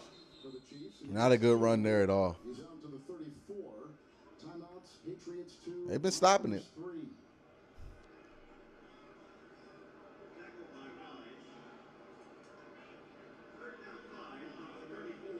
There's Cooper, who's had a very quiet day, as we just said. Set 8 to 12. When you talk about the timeouts remaining, it's ticking down here to the 2-minute warning. Either team in a hurry to use them as Cleveland just content with letting it go down to the 2-minute warning, not getting the snap off. I ain't gonna let it run to the 2. All right, cool. Coming up for the Browns, who are down by 7. 2, 2, and 3 teams. New England went away from being back to 500. They've lost 2 of 3. They won last week. Browns have lost 2 in a row coming into today.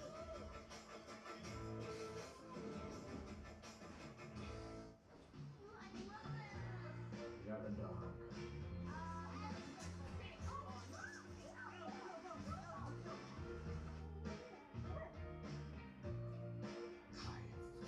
Oh, what you got there? All right, go get it. Yeah, good boy. Dibs, I got it first. When it comes to lasting relationships, we're thinking of every mile. The new Hyundai Tucson. It's your journey. I joined Uber One to be frugal, because I'm famous, but not famous.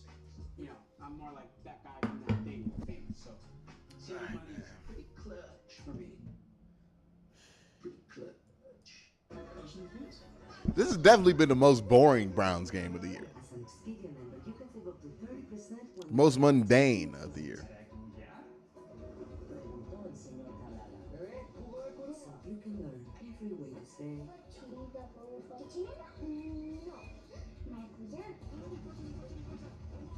knowing you get a sweet deal.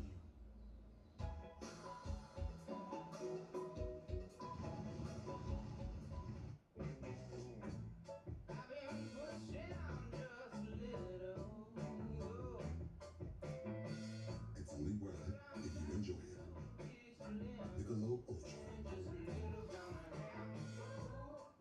The Subway Series presents the winning series of the week. Trailing the 49ers in the 4th quarter, quarterback Russell Wilson led the Broncos down the field.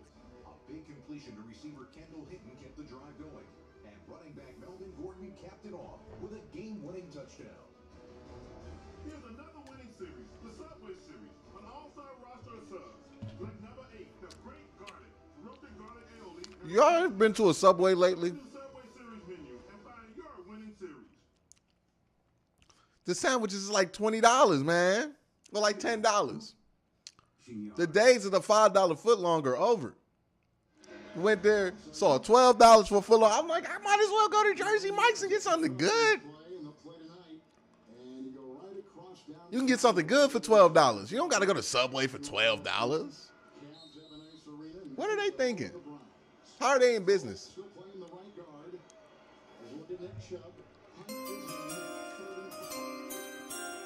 Ray Rag says, yeah, this is making me want to take a nap, man. We need some excitement. I'm blitzing.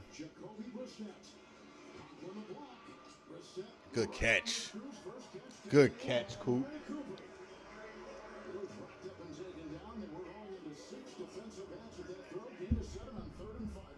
Well, the Browns go 3 wide receiver, Njoku being the only tight end, and Brissett squeezing that one in there, getting the first down, and now all of a sudden, you've got all 3 timeouts. You've got all right, first and 10. Past your own 40-yard line, and you'll probably see some up-tempo as they start trying to get into scoring position. One more is out of it, told you on that line, and here comes Brissett scrambling on the Let's get rid of it. chased by Judon, the AFC Special Defensive Player of the Week, who is chasing and is the top sack man and tied with a couple other, including Parsons and There you go.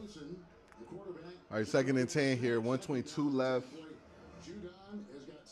Boy, we need points. The Cleveland QB.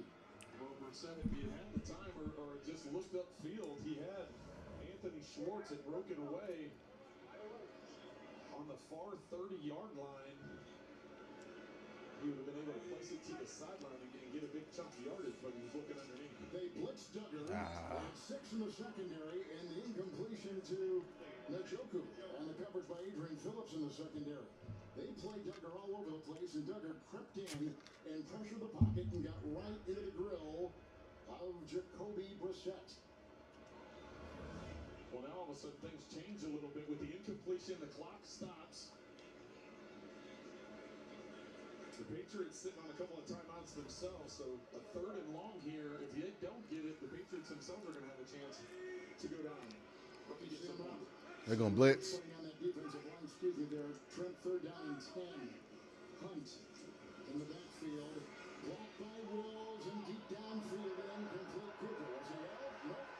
Mills was out. Now the flag comes out. It's late. Late PI. Flag was late. We've seen a lot today. I think it might be offsetting because I thought there was a flag thrown earlier. Yeah, it's pass interference. It looks like they got called now. So the official that tried by it doesn't call it. You can see that left arm wrapped around Cooper's right arm, and it's the official in the deep middle that notices that arm being held. So he's the one that calls it because that official on the sideline can't even see it. So good communication, good recognition by that deep middle official. Season high 8 penalties against the Patriots. All right, it's good. A 21-yard penalty right there. And a lot of guys in the secondary, 6 for the Patriots. First You got 3 timeouts. You got the whole playbook available. Come on, Hunt. Get downfield. There we go. There we go. Good run.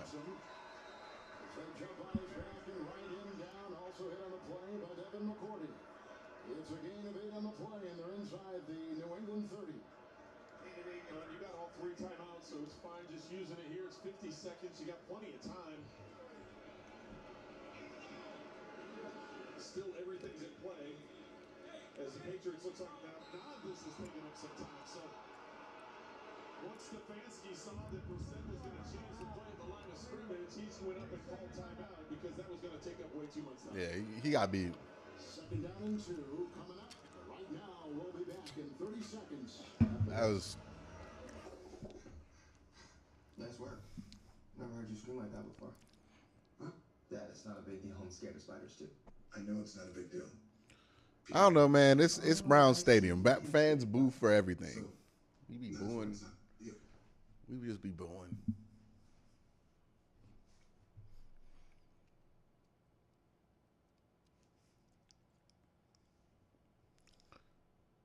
Boy, it's going to be, what, about a 45er? No win. Patriots have 7 defensive backs. 2nd down and 2. And Hunt remains.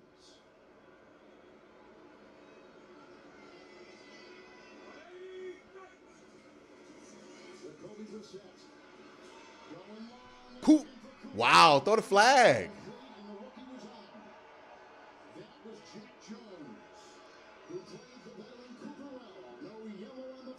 No flag? Let me see that. Well, and he's pushed out of bounds as they are fading back down the sideline. Oh, okay, yeah, that's why.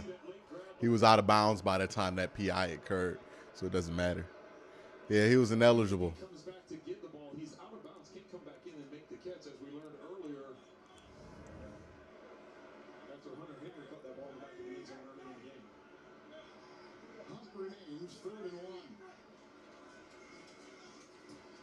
And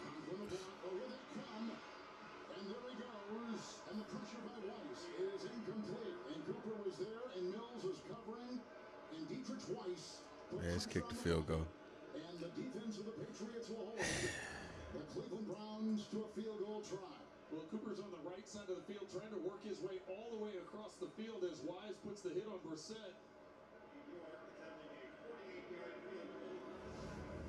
It'll be a 48-yard field goal Come on, Kate. by Cade York. Highest drafted kicker since 2016 in the NFL. 48-yarder. There you go. Good kick. All right. It would have been nice last week, Kate. It would have been real nice for you to go 2 for 2 last week. I'm not bitter or anything. All right, play defense for 26 seconds. Patriots get the ball at the end to start the half. You're not where you want to be right now. You definitely aren't. That would be a lie.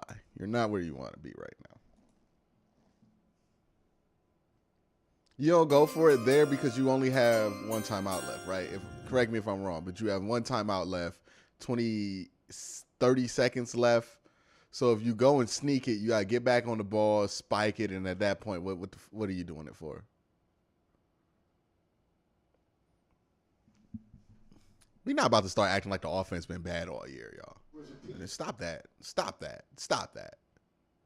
Offense been great for 5 games. They have one bad, well, not even a bad game. They have one slow game, and now you're like, oh, the offense stinks. Like, stop that. I don't even want to hear that shit right now. What do you think of the 2 quarterbacks in the first half? I think Zeppi's played very well. He did have that fumble that Myles Garrett hit his arm and knocked the ball loose. It was, whether or not it was a fumble or incompletion, it was called a fumble, and that's the way it stood. So, in and out of the end zone, coming up on the Verizon halftime report, JB, Phil, Nate Boomer, and Hall of Fame coach Bill Cowher for the latest NFL scores and highlights. All coming up on the Verizon halftime report. Patriots today, 8 penalties, the most in a first half of a game for them since 2014. That was against the Bengals. So we'll begin here from their 25. well, I would think with them getting the ball first in the second half that Are they empty? No. you wouldn't get too aggressive here. That's fine. Oh, yeah, Stevenson, you never know what's going to happen. Right there is wrapped up by Taven Bryan. Randy Orr says call a timeout on 2nd and 1. Spike, go from there. Clock is ticking, and that will be all she wrote in the first half. And that's why you do Yeah. it. If you happen to break I mean, look, you went for it the one time. They stopped it. You take the points the second time. Like, yeah. I'm not mad about that. Especially with 30 seconds left. Jacoby has not been too accurate today. I wouldn't test it. You got to play with your circumstances.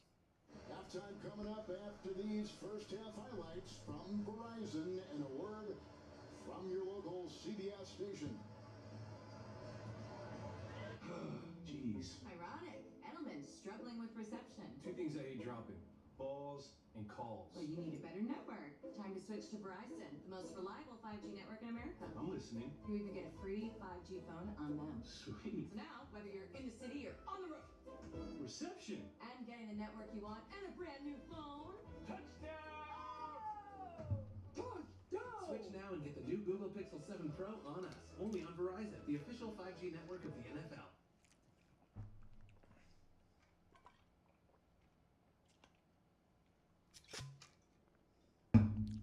All right.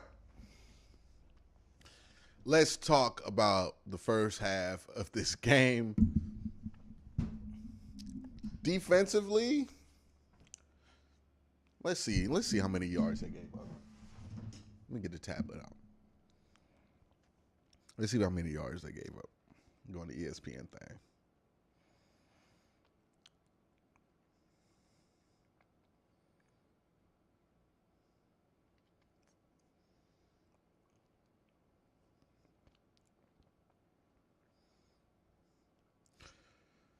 I'll start off. Well, yeah, we'll go defensively.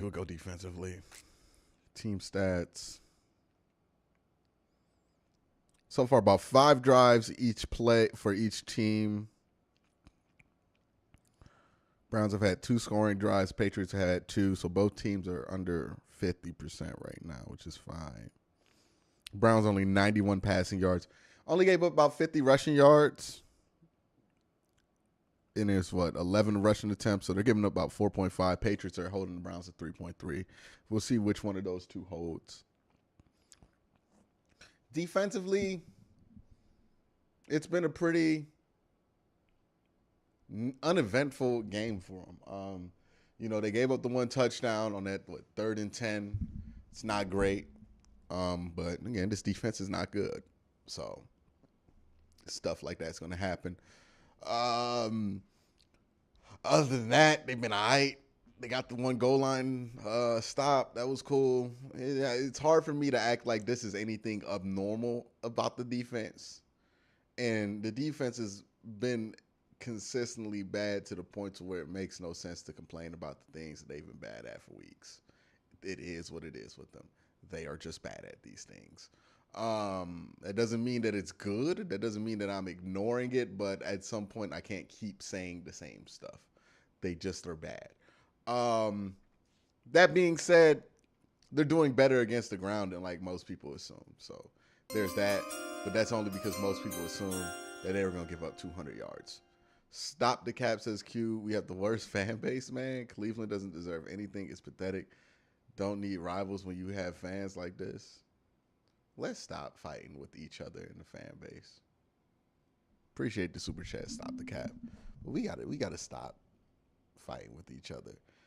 The truth is that people be watching these football games and like, I'm gonna keep it real with y'all. A lot of the people who be watching football, a lot of people just period, like in general, but especially people who are diehard football fans are a little unstable, man. So people just be saying all kind of stuff, right? Because they're emotional, they're in the moment, and football is the one outlet in which they get to express these emotions because they don't feel like they can express them in their lives outside of it, right? So when anything goes wrong, people tend to freak out. This is just what being a football fan is like. Here's what I'll tell you and what I'll tell everybody else. The Browns fans ain't that much different from Chiefs fans. Chiefs fans ain't that much different from Steelers fans. We are all the same fan. If you think there's something specific going on in Cleveland Browns fandom that does not go on with all other 32 teams, you're lying to yourself. All fan bases are psychotic. All fan bases hate their teams at times. All fan bases are insanely cynical at times. It is what it is, right? I don't choose to be that way, but there's always going to be a good chunk of fans, not the majority, but a decent chunk that are going to be like that. And it doesn't matter if your team has had crazy success. You're going to be like that. You saw how Yankee fans are doing the woe is me right now because they down 2-1, and they're fucking Yankee fans, dog. You know what I mean? Like, who's seen more success than the Yankees? They still doing the woe is me. I saw Warrior fans doing the woe is me. You know what I mean? Every fan base does the woe is me. We are not special. We are not any different in that way. You know what I mean? Anyways, back to the game. I would say this. Offensively, it ain't been good. This is the first time where this offense has looked like how I kind of expected it to look like during the preseason. Where we were talking about what our expectations are for the offense. This is about what the expectation was. And it's looking like that. I think they make some adjustments in the second half. They'll be fine. The defense, though, they got to be able to hold up for that drive so the offense has a chance to run their game plan, because something tells me that if they get down by they get down by 10, they're not going to be able to run the game plan. So defense needs to hold up on this drive. Other than that, let's jump around the league, see what's going on. See, the Vikings are up 10-3. The Steelers are up 10-9, starting that third quarter. We'll jump to that game. The Ravens are only up 10-7. It's a low-scoring day today. And then the Bengals are down 14-20 at halftime. Well, so much for low scoring. To the Saints, 14-3 at halftime. Jags, Colts, 14-21. Atlanta is winning down there. Browns have, and then the Jets and Green Bay are tied at 3. So it's been interesting. We'll stick with the Steelers game while we wait for the Browns to come back from half. Brent Watson says, I'm always glass half full, but Poor clock management with the amount of timeouts and Nick Chubb not on the field. Come on, man. At least K. York found the upright, I guess. What's your problem with the clock? Oh, my God. Stephen Sims just returned the kickoff. To the 11. All right. The clock management wasn't bad in that last, that last drive wasn't bad. I don't think the clock management was bad. Look, it's 4th and 1. You just got stopped on 4th and 1. And even if you get it with 35 or 40 seconds left, what are you really going to do with Jacoby Brissett in one timeout? When they've been locking up your run game, they've been locking up your pass game, you just got to take the points. It wasn't like we were rolling. The only reason we got down there were a couple pass interference calls. So it wasn't like the offense was rolling good down there. Nah, you got to just take the points of that. You got to read the room at some point, right? That 4th and 1, the offense was kind of humming. Okay, you take that. But this 4th and 1, the offense is not humming. We're really only down here because of a couple of penalties. You got to just take the points. You got to read the room on the drive. That's what I'm saying. You can't just have set decisions you're going to make every time. You got to read the room. The room was not for it.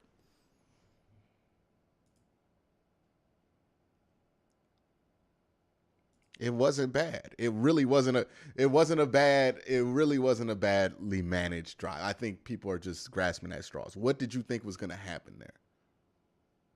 And again, if it's 3rd and 1, yeah, you go and sneak that. But 4th and 1, like, you had made the decision once you went empty. If we don't get it here, you're just going to kick the field goal. Patriots did nothing with the ball when they got it back for the last 30 seconds. What are we complaining about here? This is nitpicking the offense. Like, the offense has bigger problems today than that. So here you go. Talk about the struggles. Can they take advantage? After getting all that momentum with the kickoff return to start. Boy, Steelers got the ball at the 10 because of a good kickoff return, but 3rd and 4 right now. Week.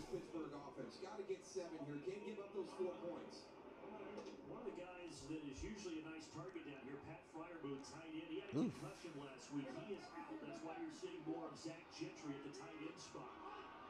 3rd down and 4 for Pickett. Steps up, fires. Oh, he just misfired.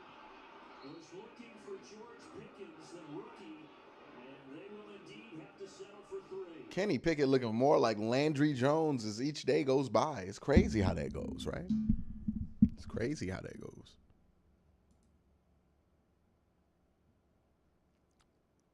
With 30 seconds left and 1 timeout, you're not running the ball in that situation. You're just not. And even if we ran the ball, I don't know if you've been watching all game. The Browns have not ran the ball well.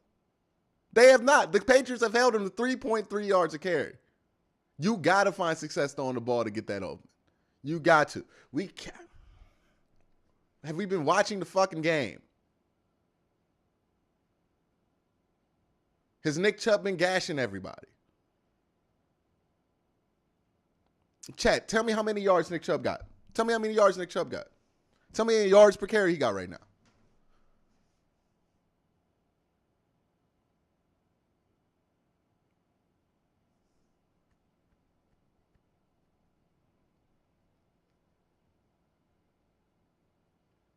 You have to be able to throw the ball today. You just have to. You got to get something going. You have to make them fear it a little bit. They are playing to run so well that you're not going to be able to get it off. You're not going to be able to get it off. They have to get something going passing-wise. You might not like it. You might complain about it, but they have stopped the run. Straight up, they have stopped the run. We got 30 rushing yards. We ain't got 30 rushing yards. We got like 40 or something like that. We are not running the ball well. We really aren't. We are not running the ball well. 30 rushing yards? Is that really? We didn't get the 1 yard the last time, and y'all complained about it. Now you want to get the yard? They stopped the run. They've stopped the run. Get the points. All right, let me stop talking to chat real quick.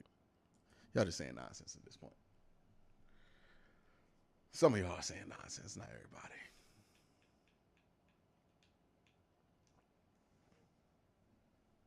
Ew.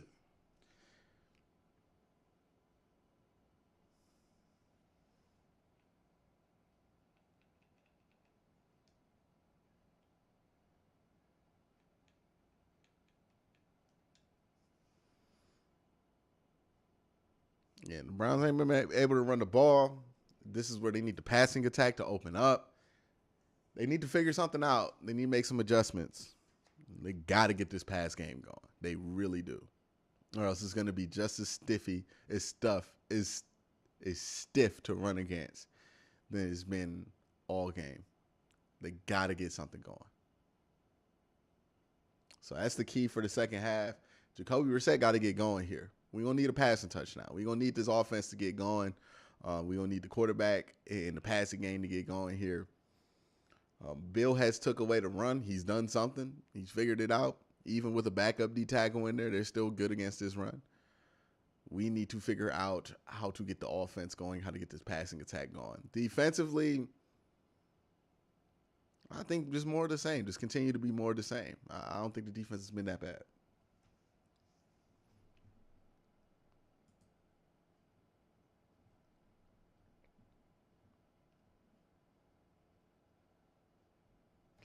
Mighty says, we've needed to read the room for weeks. I just don't get why not capitalize on it. Buckeye Steve says, with the $5 super chat, sometimes it feels like NFL fans expect games to play out like college. No one should have to expect it. No one should have expected us to be up 14 by halftime. Yeah, man. Sometimes we just think every team we play that is not the Bills is the damn Rutgers. And we're not that good yet to where everybody we play is Rutgers. We really aren't. We're an average team. The Patriots are an average team. This is going to be a close game. Especially without Watson. We're an average team. With Watson, we might be a great team. But right now, we're an average team. Mighty says we needed to read the room for weeks. I don't get why not capitalizing on, say, a strip sack. Getting a lead is bad. Just waste the effort. At that point, I would argue that the offense had, moved the ball a little bit. And it was before that, nobody had stopped the QB sneak. After somebody stops the QB sneak once, now you're more hesitant. But before that, we lived in a world where literally one person out of 25 attempts has stopped the QB sneak.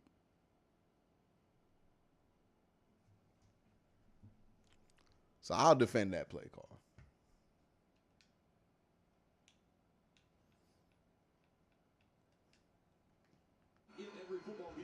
Browns are back. And they just gave up a big play.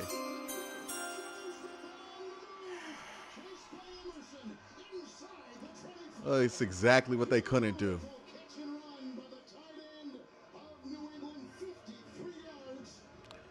Ray Rags with the $10 super chat. This is the first time they let Brissett beat us. Defense has worked. To be fair, the Browns outside drawing that third down could have played well.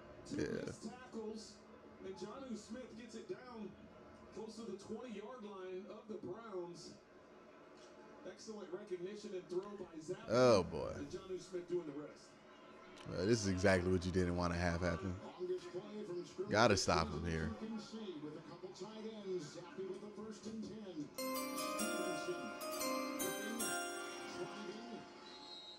Rex Fortune, if you're AB, would you call Carolina about Matt? Yes. Yes. Obviously, yes. Make the call. I don't know if you make the trade, depending on what they want. Holding the Patriots to just a field goal, they're going to have to come up with that type of play here again as we take a look at Joe Woods over there trying to dial up the right defense here on second short.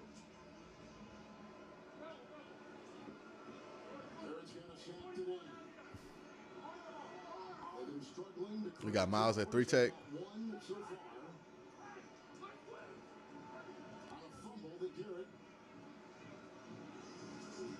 Second down and 4. Kevin the block at the right tackle. Out of bounds at about the 2. Delpit was back there.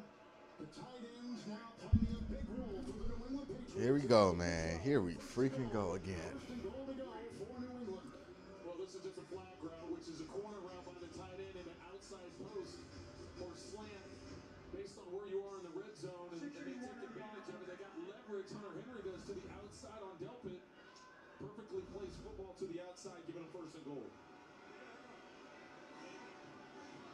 extra lineman in. First and goal. Stevenson Please. tries to carve his way. Carry bodies. There we go. Come on, blow the whistle.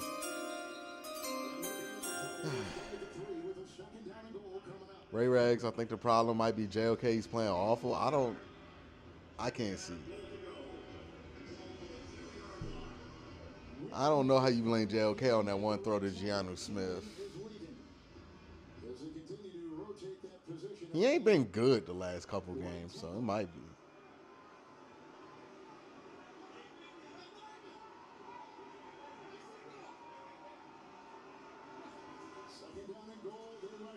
Nope.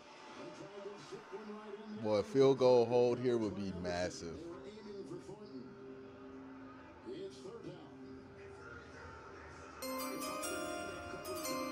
Orange Q, when you gonna get Joe Woods? 4 years of this? When am I gonna get Joe Woods? What do you mean, get Joe Woods?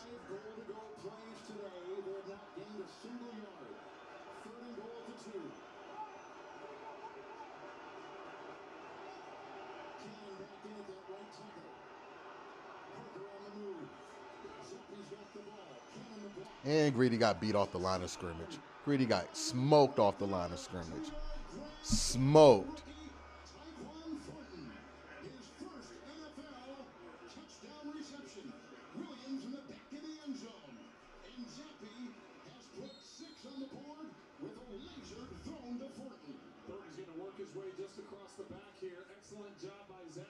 Look at Greedy here, man. Just still picture.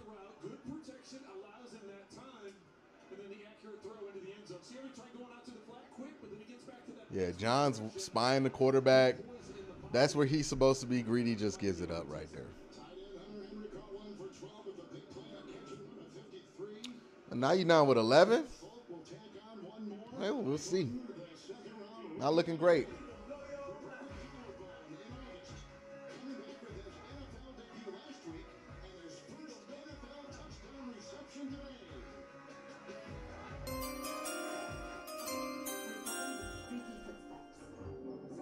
Ray Rag says it looks like to me he bit hard on play. I caught that play at the tail end, so I can't tell you what happened. I got to see the replay on that.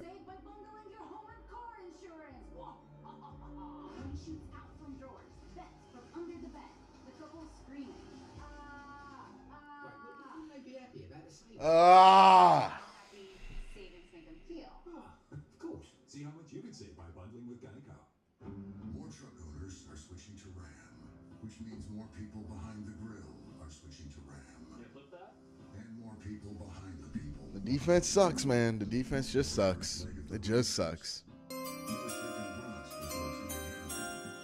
third time's a charm. You're talking about JOK on the Smith K? I don't know. I got to see it again, man. Too seriously. And more people who can't resist telling you that the leaves are changing are switching to Ram. Sometimes we go too far. I have, and that's why Taco Bell has hired me to make an apology for them. Go ahead, say sorry. It's not the worst defense you ever seen in your life. Shut up. That's over dramatic. Morning is tasty, simple food. Fluffy eggs, melty cheese, sausage, hash browns, maybe wrap it in a warm tortilla. That's a breakfast crunch wrap. Well, they should open a restaurant that only serves those breakfast crunch things. You riffing, or is this part of the commercial? I don't know. All right, man. Well, offense needs to get going, or else it's gonna get ugly. No way to sugarcoat it. Offense needs to get it going, man. Defense is going into full we suck mode, as expected. Offense needs to go into we decent mode. They're trying to scare us, but we don't scare. It's exhausting. A new So Help Me Todd, Thursday after Ghosts on CBS.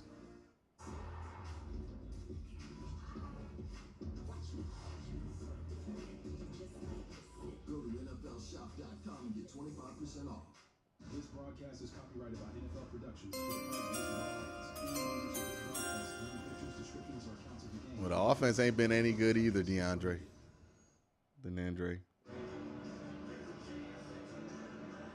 So a touchdown run of 31 by Stevenson, a touchdown pass of a couple yards by Zappi.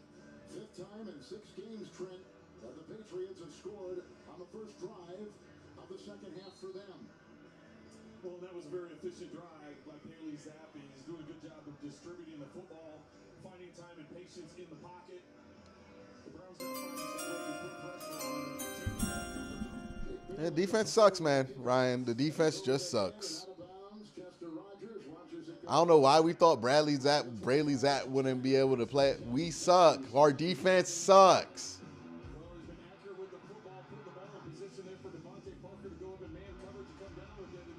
I don't know why we made such a big deal about, oh, it's Bailey Zapp in there, not Mac Jones. Like, it mattered.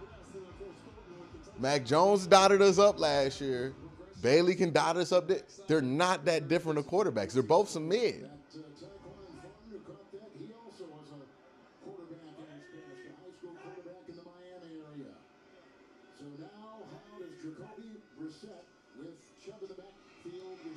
Can't run the ball.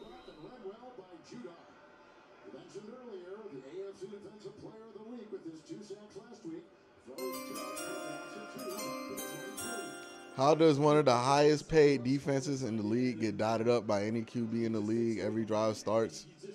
Where is Deion Jones? He's not. He just got here. He's not playing.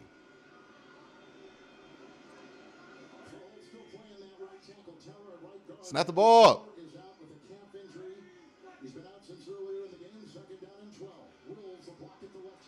Oh, this ain't good.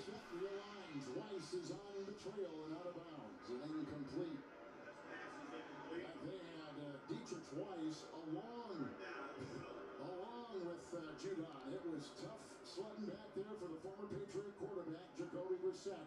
3rd and 12 coming up. Watching the Browns feels like a goddamn chore. Thanks for the Guardians game later. We can watch. Yeah, thank you for that, Mike. Thank you for that, Mike. Excellent coverage downfield by the Patriots. Hunt is in. Brissett has missed his last 5 with a 3rd and 12. And they need the 35. Oh, good catch.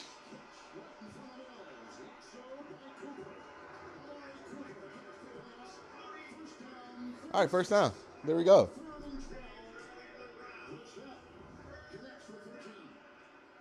I thought Brissett missed the middle of the field, but what an incredible job by Amari Cooper. Initially, I thought my eyes were taken in the middle of the field, and there was a receiver open. The safety drops in, but Brissett knew where he was going with the ball right away. As soon as he saw man coverage, he was taking it right to Cooper. Come on, Hunt. We ain't getting shit on the ground right now, man. Also, Mac Wilson plays linebacker for this Patriot team. A gain of about 1.5 yards. They're just beyond the 36. Yeah, man, the run game's not effective, dog.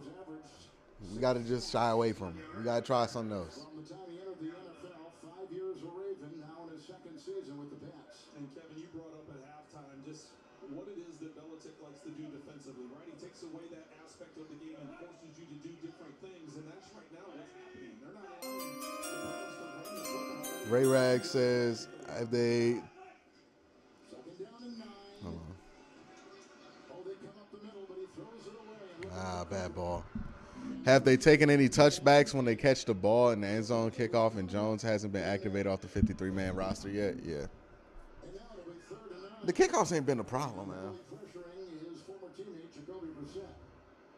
Well, that's as he comes off the play fake. He's trying to get Cooper time to get upfield, and as you said, it's Bentley that's closing the gap and really forced Brissett to throw that ball sooner than he wanted to. We only down 11. This game feels like a blowout Guess where it was that Cooper was going to come out? because we haven't really seen the offense get moving. We have no confidence. Hold on.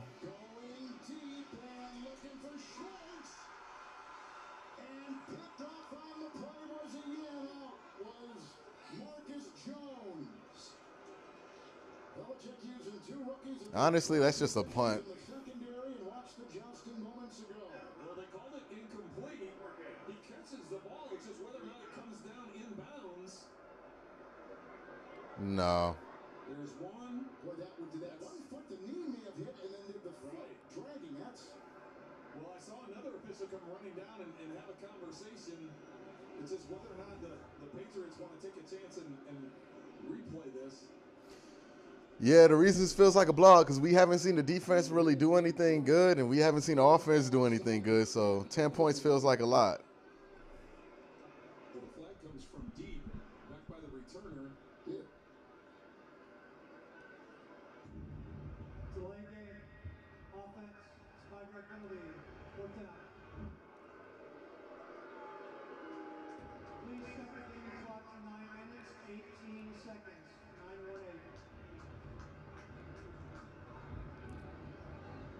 matchup today, 9 carries, 28 yards. Hunt 4 for 12.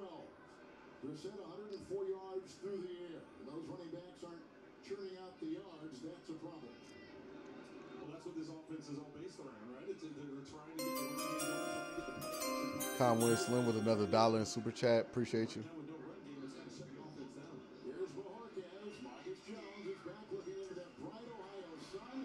From the 23, looking tried to corkscrew his way right by a defender coming down. And he was whacked down the play. Hit by Ernest Johnson, who's a backup running back. 45-yard punt, 16-yard return. Yeah, Jacoby's been off today. He's just been off, and I don't think that's changing. Yeah. Boy, we need a pick six or something. We need a big defensive play. The most advanced display in a smartphone. Browns in trouble here. They got to get a stop here at the very least. A turnover would be tremendous, but they got to get a stop here at the very least, or else this could get ugly.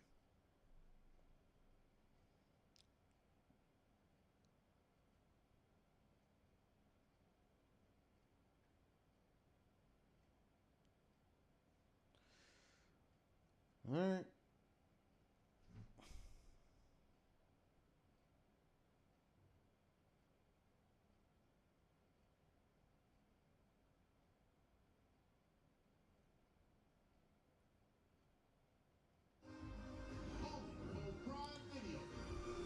All right, man. Defense really needs to step up on this drive. Like, we need something. We can't get nothing going offensively. They have shut the run down. They have shut the pass down. The Patriots defense has completely shut down this offense.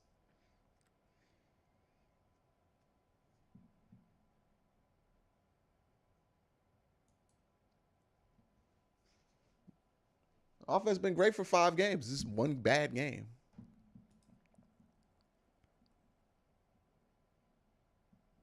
All right, Bucky, you're blocked for like ever for that dumbass chat you just sent.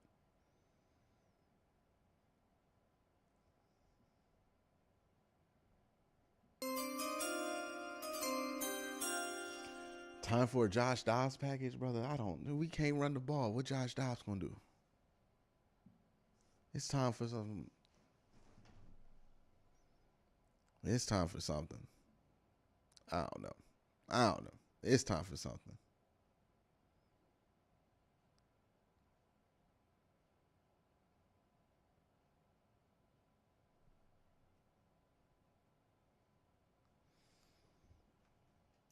One sack.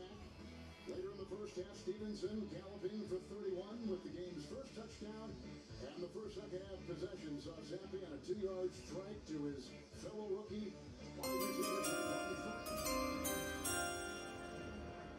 And now after the punt for Cleveland, 1st and 10, Zampi. Out of options. It's Stevenson outside. All right. There's a flag on that play too. What was that on? Flag thrown. Right now it's back to about the 37. Is it? Offense, number 77. 10-yard penalty. First down. So that's Trent Brown, and that is another offensive penalty. I would have took the loss of down. I would have just declined that penalty. Just take the 2nd and 12.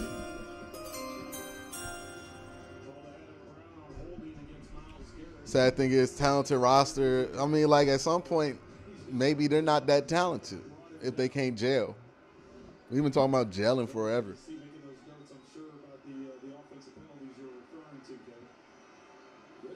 1st and 20. And this is caught by Thornton.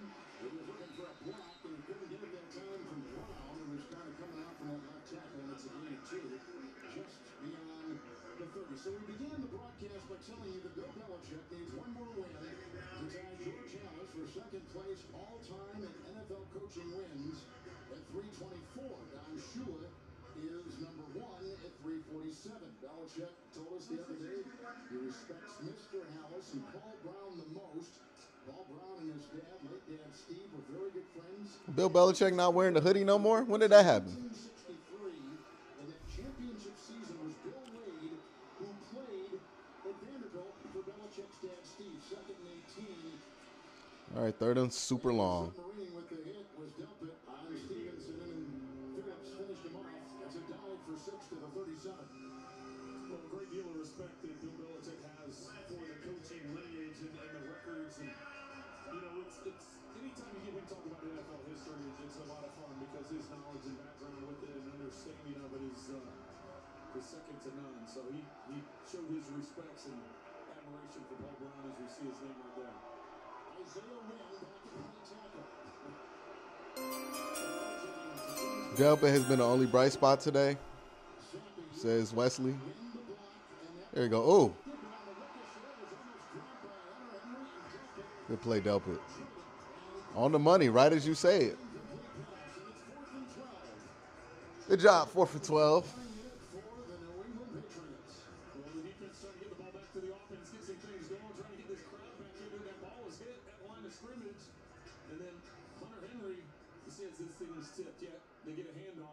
Good job, defensive line, and a good job cleaning that up, Dan. Wasn't allowing that to happen. Jake Bailey will punt the ball for New England. And deep back is Chester Rogers. Good catch. The catch.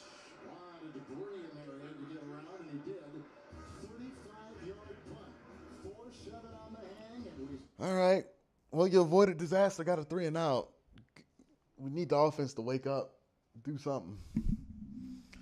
Do something. We got to get back from 11, man. We don't got that much time.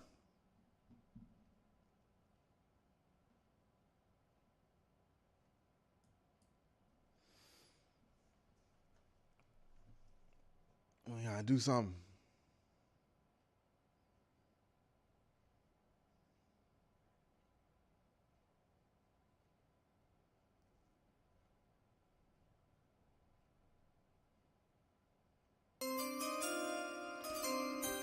Ryan Jones says need a D tackle who can actually eat up blocks.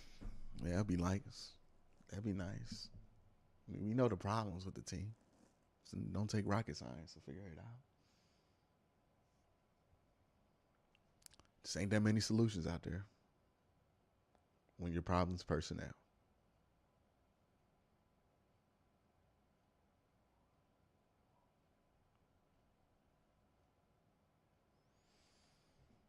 You're making another Modern Warfare.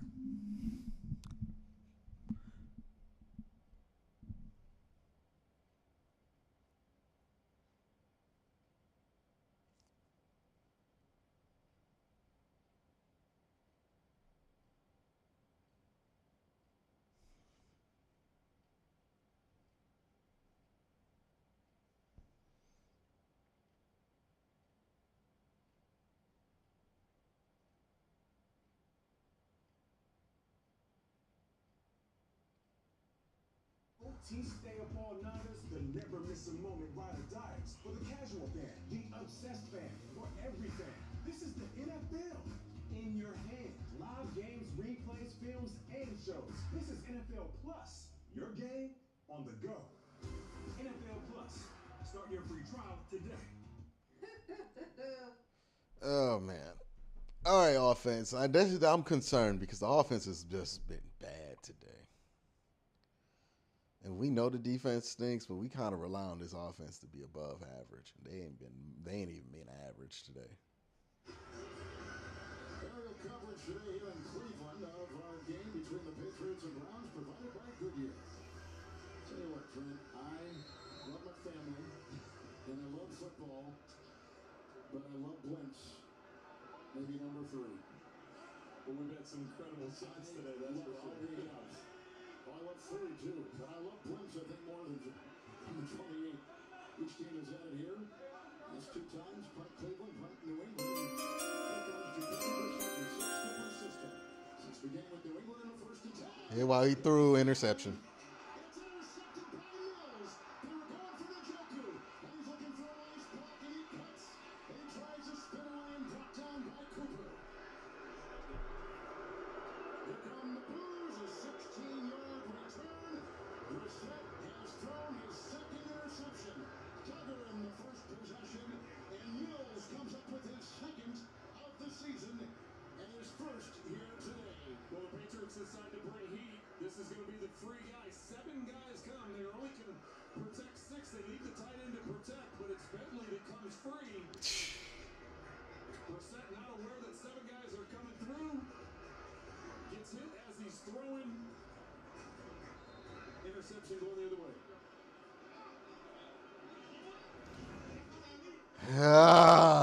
This is not good. He returned last week after he missed the Green Bay game with an injury. Fifth consecutive game, the Patriots have forced 2 turnovers, first and 10. And Stevenson, the stiff arm, and forced out of bounds by John Johnson, who has started every game in the co-league. This is not good. We can maybe give up a field goal here. And maybe they have enough time to get it back to regulation, but it will mean to overtime, but cannot give up a touchdown. Look at this defense and what they've done. Remember, they shut out Detroit last week. 29-zip, they beat the Lions. That was the highest scoring offense going into that game in the NFL. Shut them out. Third down 9. Make it second down 9. Excuse me, beg your pardon. Pump fake to Stevenson. It goes the other way. Make a tackle. Oh, my God, make a tackle. Just make a tackle. 3rd and 1.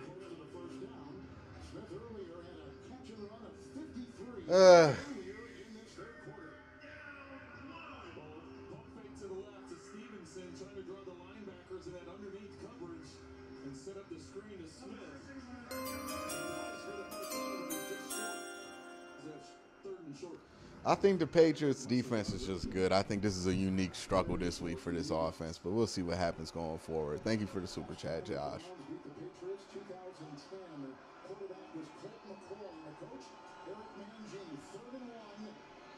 Wide open. And that might be game.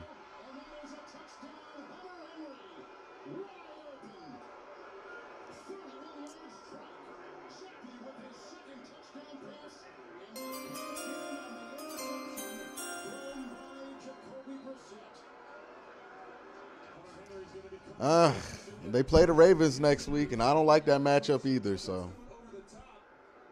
Watches Henry on the snap, the ball cuts inside. Delpit gets lost and slips to the ground. Easy walk in for Hunter Henry at that point. Man coverage. Man coverage right there. It's Folk to try to take on one more. 24-6. New England. Zappy 17 of 25. Mills had the pick. Henry got the catch. And Bailey Zappy filling in for Matt Jones. Comes up big in Ohio today. And the Patriots have their biggest lead over the Browns. Did you know Google makes a phone? Sure, it's beautiful, but it does things other phones can't do, which is how it takes stunning photos in the dark, can edit annoying items out of pictures, and unblur faces. Why, it'll even put some of that genius in your ears, or on your wrist. Beautifully, of course. Introducing the new Google Pixel Watch, Google Pixel Buds Pro, and our Google Pixel phones. That felt like a backbreaker. It's only the 3rd quarter, but that felt like a backbreaker. That felt like a backbreaker. Jacoby Brissett throws an interception right after you get a 3 and out. And it leads almost directly to a touchdown.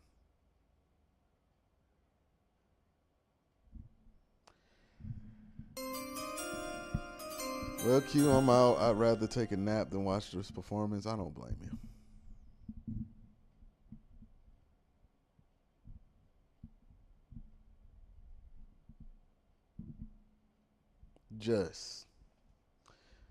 I mean, unless something drastic changes, it's going to be very hard to come back.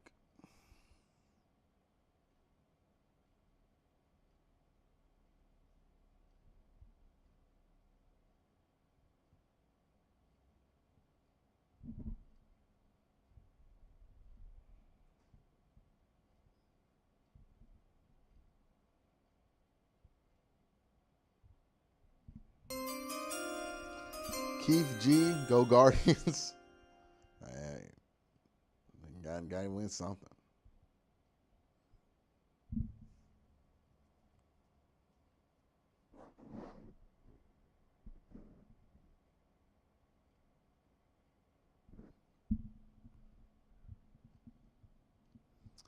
Got to win something.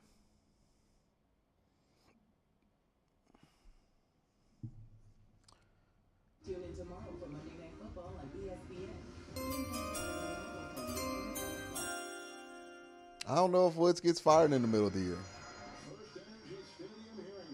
I just don't know. If it does happen, it's going to happen at the bye week. But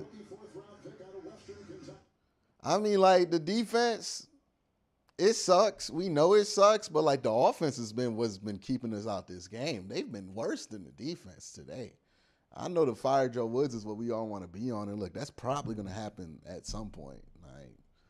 But the problem with today's game is this offense has been terrible.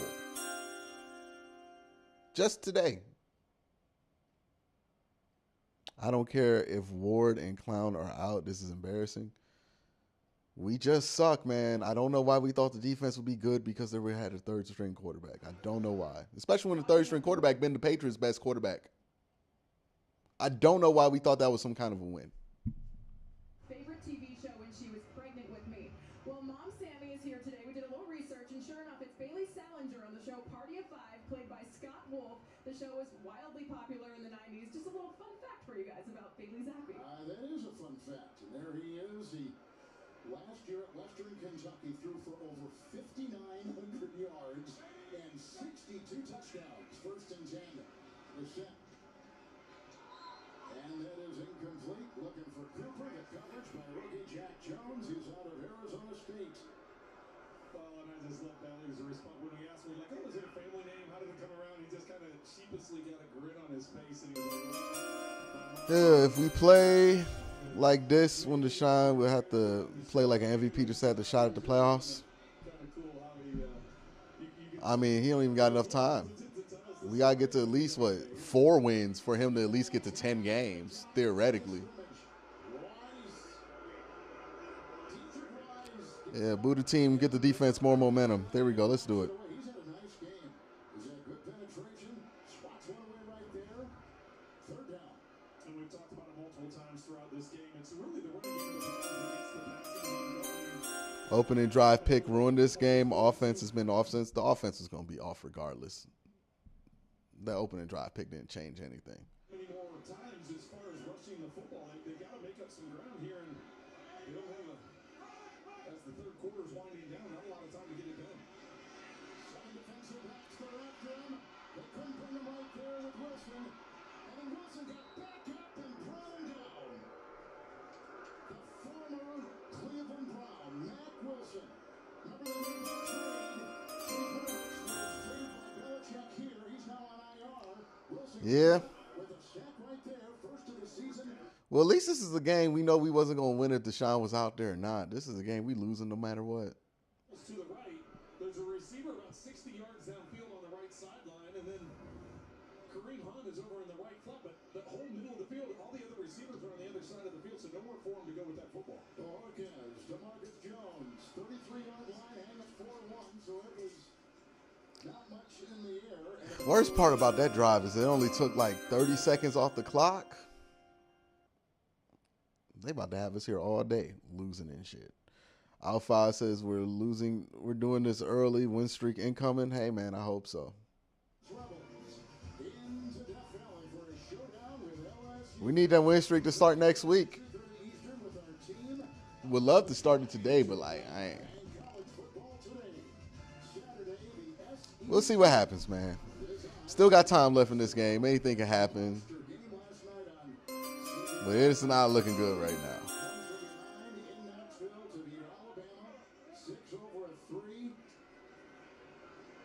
Most of the country probably watching that in the Guardians win. Walking forth they win. 43-yard line, first and 10. Zappi. And the pitch out here with a run. Kevin Harris is the rookie out of South Carolina who led the SEC in rushing in 2020. Comes up with the yard right there on the carry. His first as a pro. Today, his first game on the 53-man roster. Second and 9. Along with an 18-point lead, and that New England in control of this game, going to get some bodies.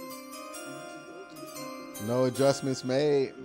There were adjustments made. They just didn't. They're just not good adjustments. Now Harris with an opportunity to get his first carry. Second down and 9.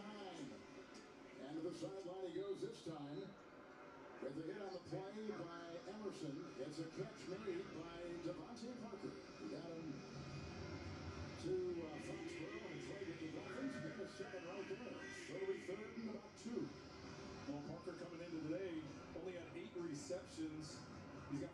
receptions on the day, 4 for 64. This is why they need to win the first 4 games. The Jets and Falcons losses really hurt now.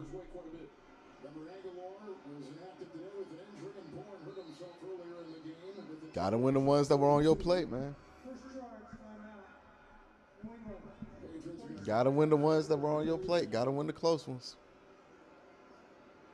We talked to him the other day along with Coach Belichick, and Bill is, not a guy that is all that used to start rookie quarterbacks. In fact, the last rookie quarterback not drafted in the first round to start for Bill was Jacoby Brissett.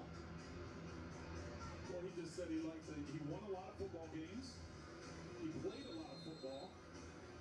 And obviously the numbers that Zappy was able to over 15,000 yards passing and 140 touchdowns. Good tackle. And Stevenson was back in, red route by John Johnson. Limiting him to a gain of 1. That means it's 4th down and about a yard. How many games has Woods got left? I don't know. I don't care. I'm not about to play over-under with somebody's job. It's clear he's not going to be here much longer. The fans go, oh no, not again. But look who they've gotten. Trading down last year, they got Strange, who starts at guard. They got Jones and they got Zappy. And Jones starts as a cornerback in the secondary. So 3 rookies with their fingerprints on this season already for the Patriots, who hope to get back to 500 with a win here in Cleveland. Take the delay of game. Delay of game. Delay game. Offense. 5-yard penalty. 4th down.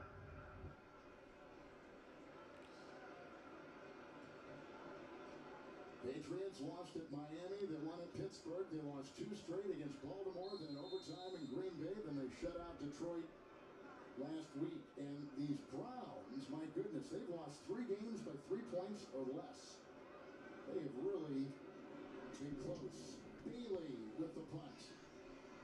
Rodgers, the former Colt and Titan under on the move. All right. And a nice stop. Looked like Brendan Schooler may have slowed him down, and a 7-yard return after a 43-yard punt. Yeah, see, your run game ain't been good enough to inspire you to run the ball much when you down 18. So you got to throw at this point because you're averaging 2 yards per carry because the run game been ass, the pass game been ass. You're down 18 points. If you don't think you can get chunks on the ground, you got to throw that thing up. I hope he only throws 2 interceptions. On Jacoby Brissett. Coming in, Brissett, who has thrown 2 interceptions today, had 3 coming in, and they all come in crucial situations the final 3 minutes of a game, but not like today. Here comes Chubb on 1st and 10, and wrapped up as he was taking it and grabbed by Equale. And Equale with the stop and a gain of 5.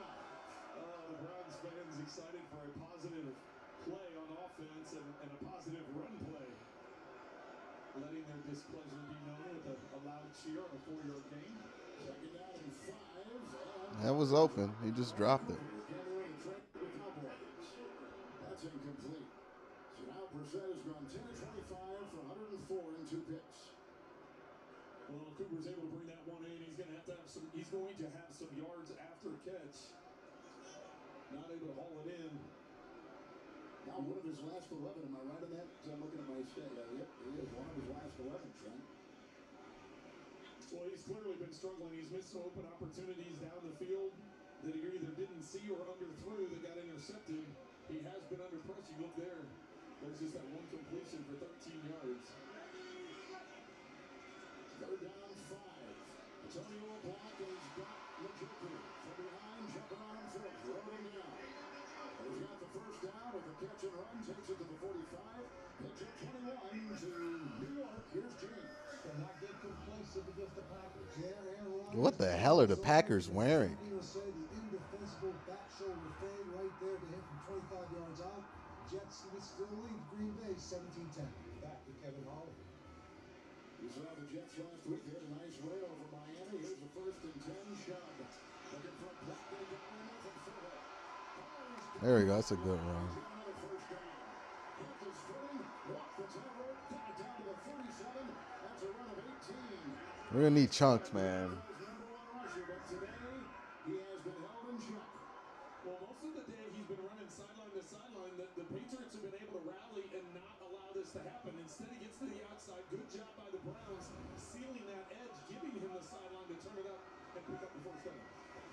First and 10. Drills a block. Here's Chubb. It's only a block. Second tackle. Downfield he goes.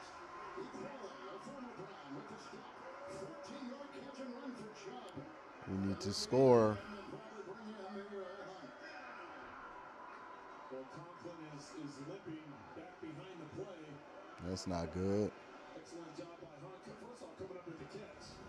And they convert it for another first down. But Conklin, slow walking with a limp, has got himself back to the line of scrimmage. Brown showing some urgency, and they need to. First and 10. Njoku! Oh, it was there.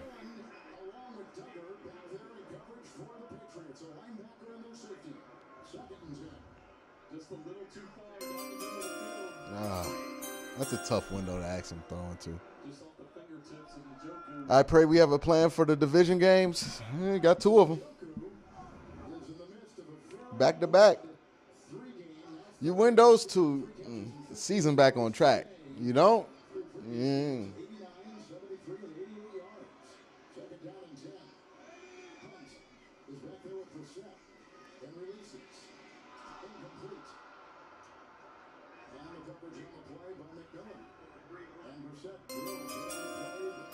Q, I'm not a drinker, but I say shut your TV down. Let me grab it. Nah, I'm not getting no drinks. I'm not drinking. Ball or was he pushed? A new NCIS Hawaii after NCIS tomorrow on CBS. The FBI's new episodes Tuesdays starting at 8/7 Central on CBS. Let's hide the attic. No, in the basement. Why can't we just get in the running car? Are you crazy? Let's hide behind the chainsaws. Smart. Yeah. If you're in a horror movie, you make poor decisions. That's what you do. I'm being quiet. Breathing on me. If you want to save even more, you bundle your home and car insurance with Geico. It's what you do. It's that time of fear again. Ghost Tober is back on Travel Channel and Discovery Plus. This is the most disturbing lockdown that I have ever witnessed. Something had control over her. Full body apparitions, shadow figures. You guys ready for this? We're not gonna leave till we get answers. What was that? Ghost Tober on Travel Channel and Discovery Plus. Oh, Kenny Pickett got injured? Lately, I've been trying to find a better way to save my money, but I keep dragging my feet. Oh, sorry. Oh, no, what a surprise. You know, at NerdWallet, we have side-by-side comparisons of top high-yield savings accounts. That way you can make the smartest decision and get the most out of your money. Oh, that's incredible. How'd you do that? I thought you did it. NerdWallet, the smartest decision for all your financial decisions. You already put a parlay on this game with the life parlay you placed to make it here. You bet you wouldn't burn breakfast. You bet your lucky jersey wouldn't shrink. And you bet on your driver's questionable detours and sense of direction. All these bets you made had to be perfect. But you pulled it off, and here you are. So try betting on America's #1 sportsbook and get $150 worth of free bets when you bet just 5. With FanDuel, and make every moment more. You are watching NFL Sunday Ticket. Patriots have the 14 in the third, lead 24-6. We start the fourth. Patriot defense, no touchdowns allowed in the last 7 quarters. They're very. We're set with a 3rd and 10 for the Browns at the New England 23. Well, Njoku to the outside. Looks like he's matched up on McCourty as he motions in. That's giving the indicator to Brissett that it's going to be man coverage. They're crowding the line, too. It's a blitz. Stay calm. You got it. Ball is loose. Was it thrown or is it a fumble? Out of bounds. It's batted by Donovan Peoples-Jones. And again, Dietrich Wise comes through and pressures. Let's kick the field goal and move on with it. Even when he's high fiving his teammates, he's falling down. He's all over the joint. Well, Kevin, that's the flag. You said batted it out of bounds, and that's the penalty that comes in late. Yes. Brissett has to know that the pocket is going to be collapsing around and can't take that long. Got to get the ball out of his hands. Instead, hangs on to it and gets it knocked loose. Let's see if it's going to be an incompletion. It looks like it's an incompletion, doesn't it? His arm going through as a former quarterback. It looks like his arm's coming forward, but it's whether or not the ball came loose, and then his forward arm is what batted it. Legal batting on the offense, number 11. That's a 10-yard penalty from the previous spot. Also a loss of down. Fourth down.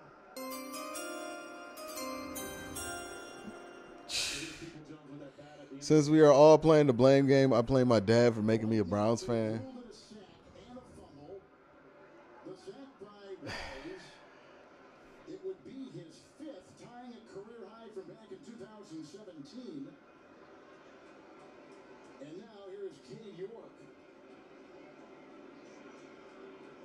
So if it's a sack and a fumble, wouldn't it be 10 yards from where the ball went out of bounds? It was 10 yards from the previous line of scrimmage. So Well, that's why we have Gene's territory. I noticed back there, it's a 51-yard try by York, who began the season with a game-winning 58-yarder in Carolina. I missed the potential game-leading. Of course, man. Of course, man. He was there early on the 3.5 hours before kickoff, walking around, checking the wind, and doing a lot of analyzing. Right here, he analyzes a nice 51-yard field goal. That's when I realized we can't let another year go by. This is the plan to finally connect with our family's heritage. Start your financial plan. I don't even know what to say anymore. You guys watch the game. There ain't nothing good to glean from this. This is terrible. Offense sucks. Defense sucks. Everything sucks. Special teams is good today. Congratulations, special teams. You showed up a week late. You could have been terrible today. It wouldn't have mattered. It wouldn't have mattered. It really wouldn't have. Wouldn't matter last week. But hey, at least K. York's 3 for 3 on field goals. Just bad. I mean, they're down 15. Defense stinks. They can come back. It's possible, but it's not probable.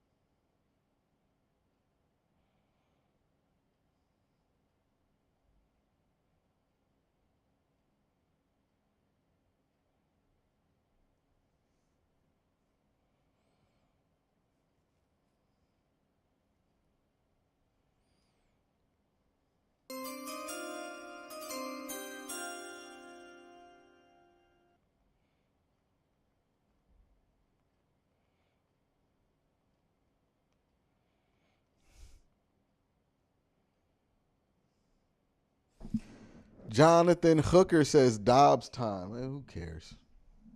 Josh Dobbs ain't saving us.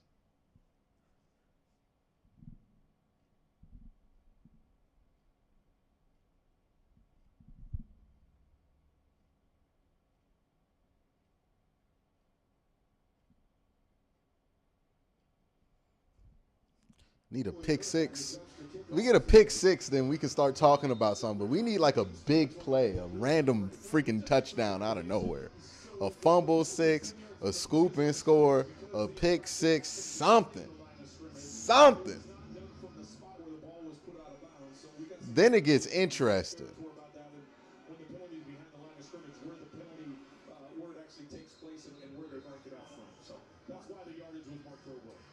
Jones taken down by Jordan Kanashik on return of 20 for the Pats. Stay tuned for the NFL Today update delivered by Little Caesars. Time for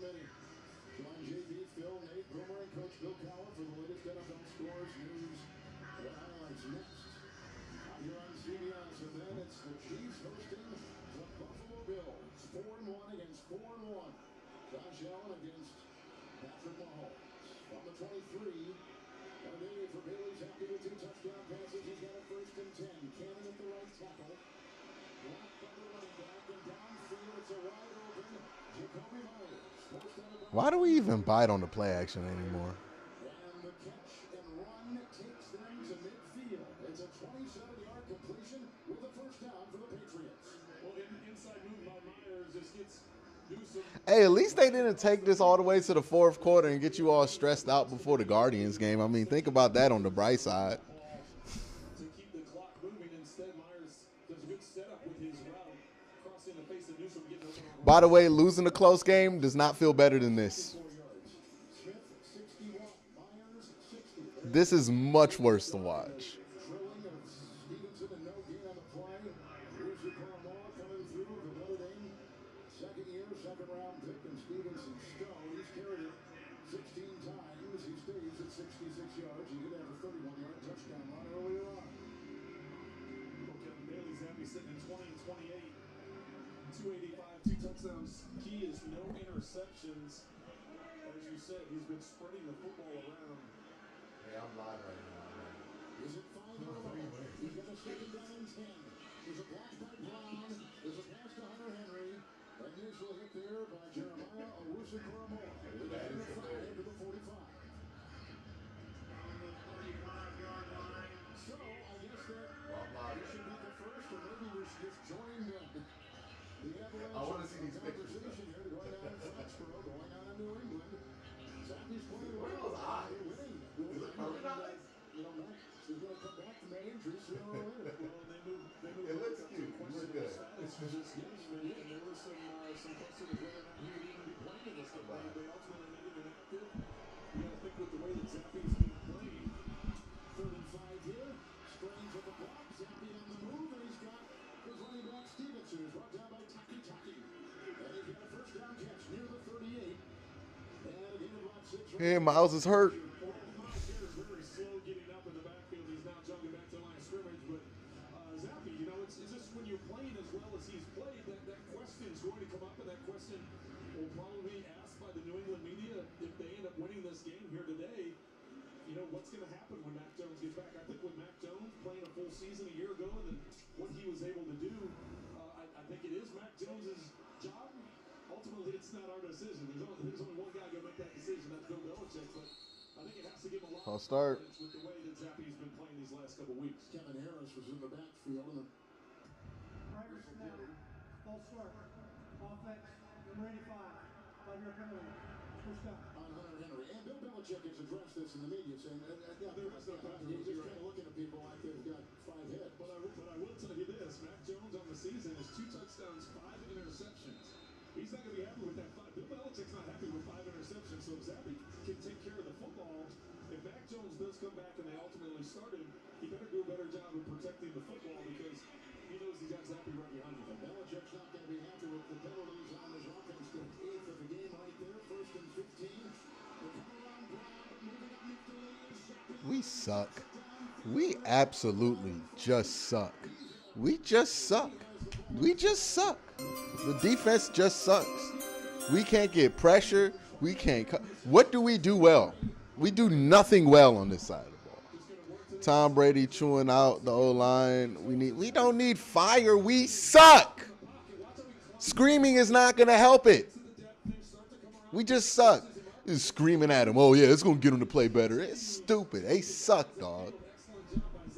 Whole room need to be washed out, dog. Like, it's just, they're bad. We got like 3 good players and a bunch of trash. Just get rid of it all.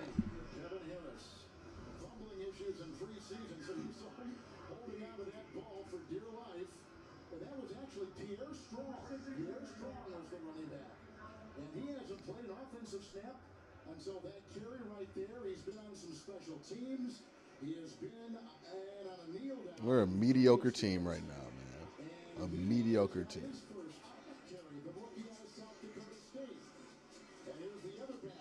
Tackle by Jordan Elliott on the 2nd down and 5.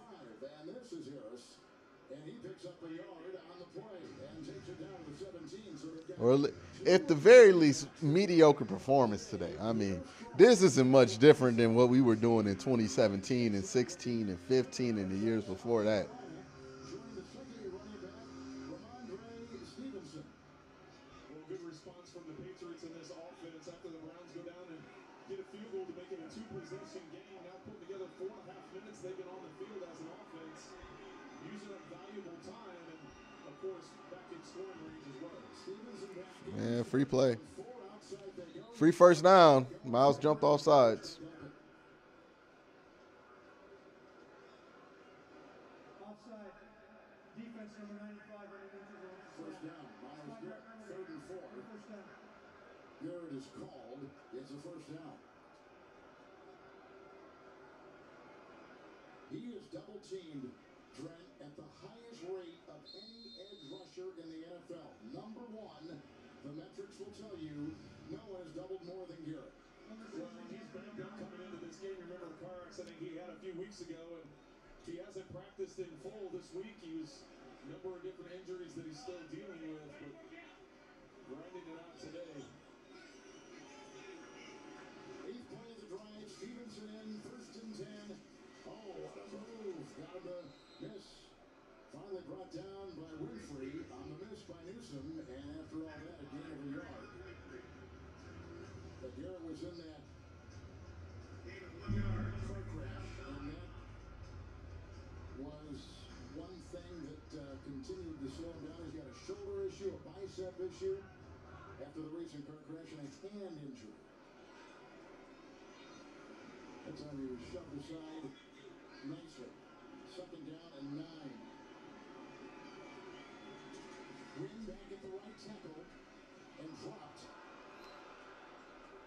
Stevenson was in the sights of Zappi, and had he caught it, he may have gone on in.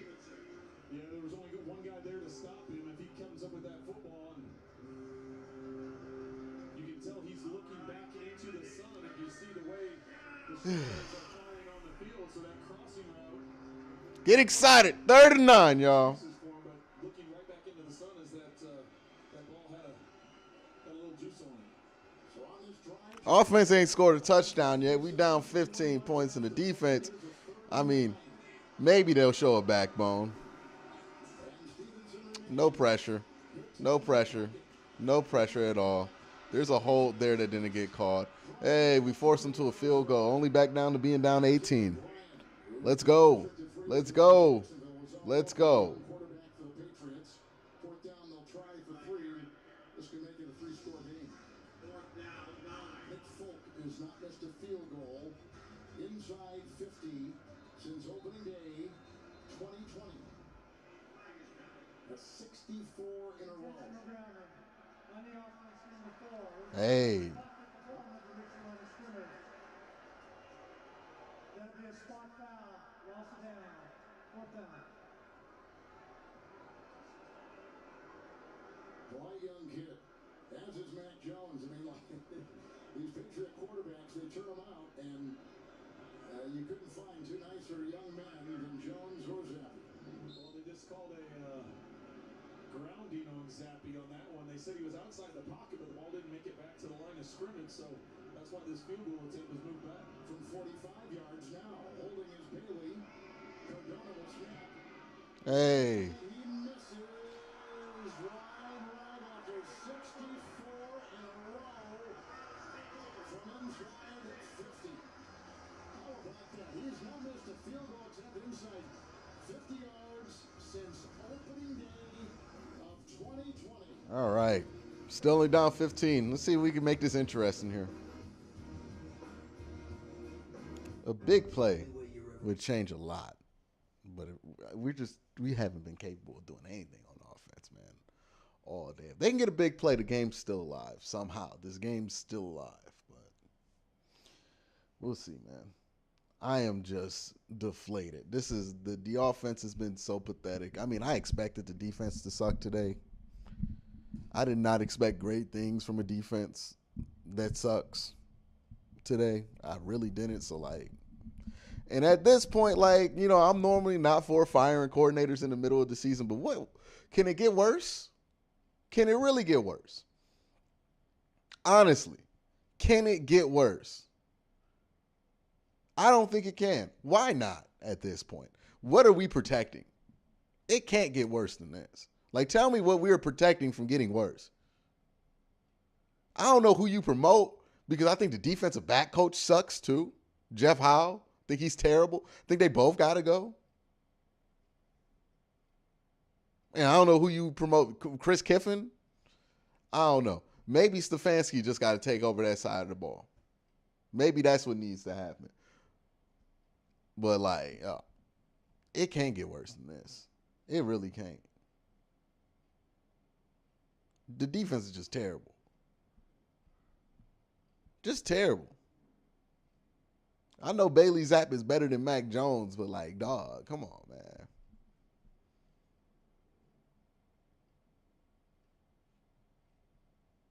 Like, I don't know what's the point now. What is even the point of this defense?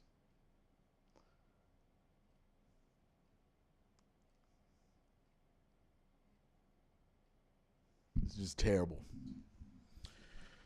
Just terrible, man. Yeah, the elf got to go, man. I've been telling y'all that elf got to go. Put Stump at DC. Somebody got to be at DC, man. Best sleep with a cold medicine. Jeep Grand Cherokee 4xe. And by T-Mobile. More 5G bars in more places.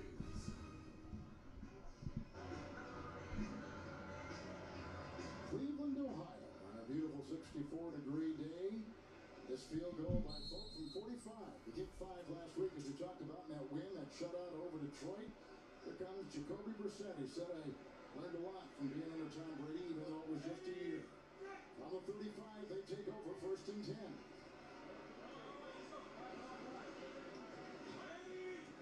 Chubb will join him in the backfield. And Brissett gets a block from Conklin. Wise has him. How is that not a face mask? Thank you. Where is the flag? It's on us?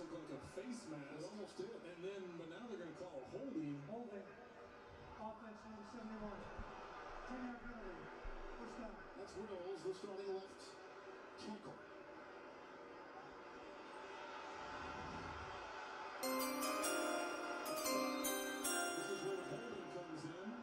See if they get the face mask. Looks like they do. But the face mask isn't called, as he's poked in the eye and the face mask. But the holding call is, so that's why Browns fans are real happy. After the 25, 1st and 20, and they go out to I ain't got it back. To be down there, Jalen Mills and McGee at 9. Gage puts him at their own 34. Don't stop at the coordinator. How, like, we can't fire the whole staff.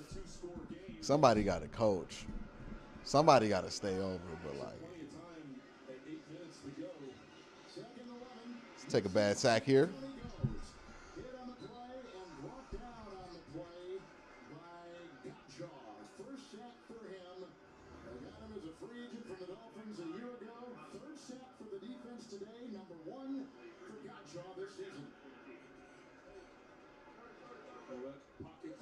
We just had a graphic there earlier about the amount of pressure that Brissett has been under. It continues on this drive. Hunt was in. That's a 3rd and 15 completion. And it goes downfield to the right. Ain't no reason not to go for it at this point. Well, you got to go for it here in this situation with under 8 minutes to go, down 15. Offense staying on the field. Of course, do a hard count, try and get a cheap one, but I do think they'll ultimately have to go for it. 4th down and 2. Brissett going deep. Hey, good catch.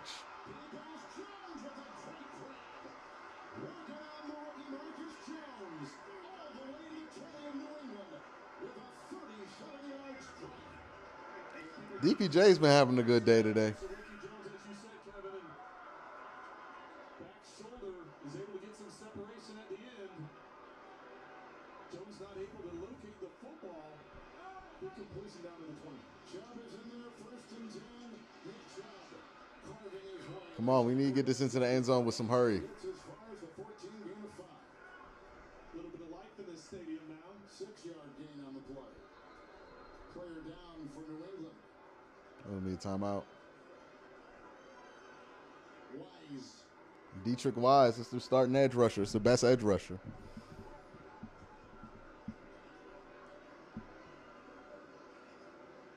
Dietrich has had a terrific game. We've called him out a lot. Got a sack earlier on, equaling his career high that he set back in 17.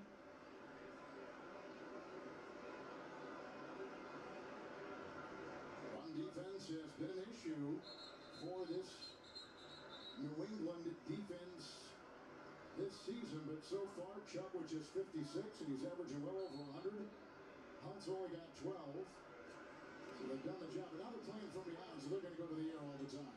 Yeah, and no Lawrence guy either, so that banged up defensive line. Barmore was banged up today, so good point. Getting really thin up front for the Patriots. Hunt back there, 2nd and 5. Brissett to the end zone. Incomplete. Mills is on Peoples-Jones, and no yellow. No flag. Incomplete. 3rd and 5 coming up. Well, Brissett trying to throw it back. Field goal here is useless. Mills wasn't going to be able to get his head around and just not able to come up with a completion.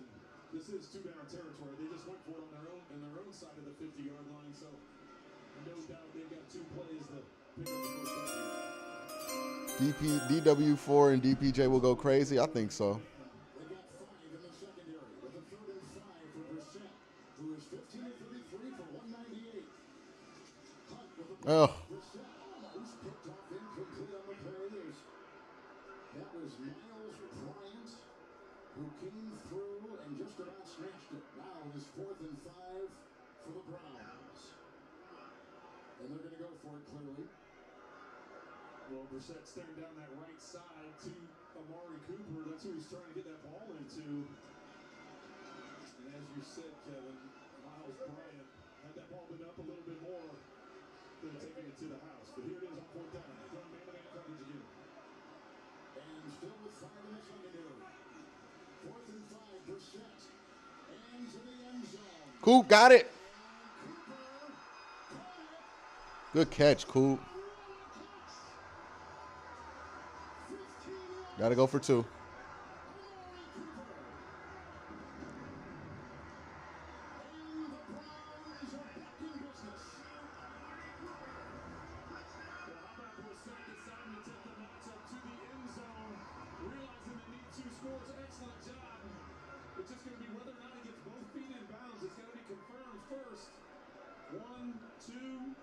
This foot goes out of bounds, so that's what New England is saying, is that foot went out of bounds, but I think it was still, I think he still had the foot on the ground. There's 1, 2, so that foot hadn't come off the ground, so that would have been the 3rd step that goes down in the paint. This will be confirmed quickly, I would think. 1 2. That's a catch. That's a touchdown. Brissett had 2 receivers underneath that would have picked up the first down, but seeing man-to-man coverage, deciding to be aggressive, taking the shot up the field, going for the touchdown, and now it's been confirmed, and the Browns are going for 2 right here. They sure are. Hunt will be bottom of your screen. And now throwing his quarterback, Brissett, going for 2. After the 15-yard touchdown pass to Cooper. Brissett. Pocket trouble. Looking. Hit. And incomplete. Tavai came through. Jelani. Tavai came and pressured the pocket with others. And it's still Yeah, nothing was there. 15. All right, at least this is somewhat interesting. Well, they're going to keep Njoku in the block, and then Brissett's going to work his way up here, and he tries locating back in the end zone, and had he seen, watch out, Njoku's going to be blocking up on Judon. But then as the scramble starts to happen, Njoku's dropped. Now, there's no way Brissett can find that. He's got to... Yeah, no, there's no way Brissett's going to find Njoku there. That's impossible. That is an impossible axe. Yeah, and that's not even a good angle he has right there. So, no. Had that ball even been high enough, it probably would have been knocked away based on the fact there was 2 defenders there, and he couldn't get any juice on the ball because he was Come on, defense. Get a pick six. Get a random pick six or something here, man. Patriots at one time led by 18. And now there's been shots inside the NFL to show the pros watch. Tuesdays. Let's get a random pick six here. Well, the problem now, Kevin, with going for two of that, and I understand the analytics of it, and I understand the way that the league has been doing a lot more from that standpoint. But now it's a two-possession game. If you kick the extra point, it's still a one-possession game with only needing the 8 points. You're still going to need a 2-point conversion, but by going for it there, Are we onside kicking this? set the tone in that, hey, we've got to have 2 possessions in this final 6 minutes. Oh, oh! We got it! We got it! Onside kick! What are they huddling about?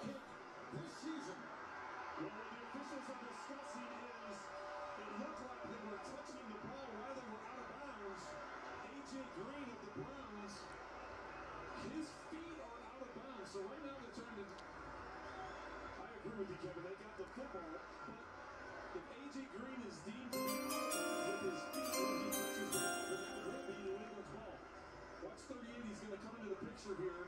Harrison has it. No, not yet. Not yet. You'll see 38 come sliding in here. His feet are out of bounds. It's whether or not He didn't touch it. He didn't touch it. He didn't touch it. He didn't touch it. is he touching the ball when his feet are out of bounds. The ball was beyond 10 yards, and the kicking team recovered it. It's first down.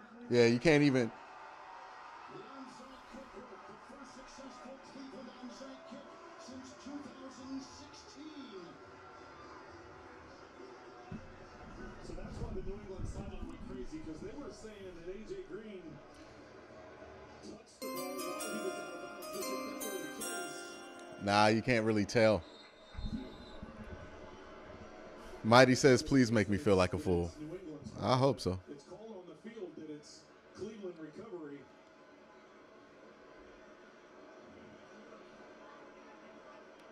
Well, right now it's at the 48 of the Patriots. That's going to be almost impossible to overturn. It's 6 minutes to go in the fourth quarter. They have 2 timeouts. Ball cleanly gotten after some juggling by Ronnie Harrison, our rules analyst. Gene Steratore will now join us. Gene, what'd you see? And maybe it's automatically. Trent has done a fantastic job of explaining this play. If this ball is not possessed, which I do not believe it is, and that Cleveland player touches the football while the body part's out of bounds, which he does, it is a kick out of bounds.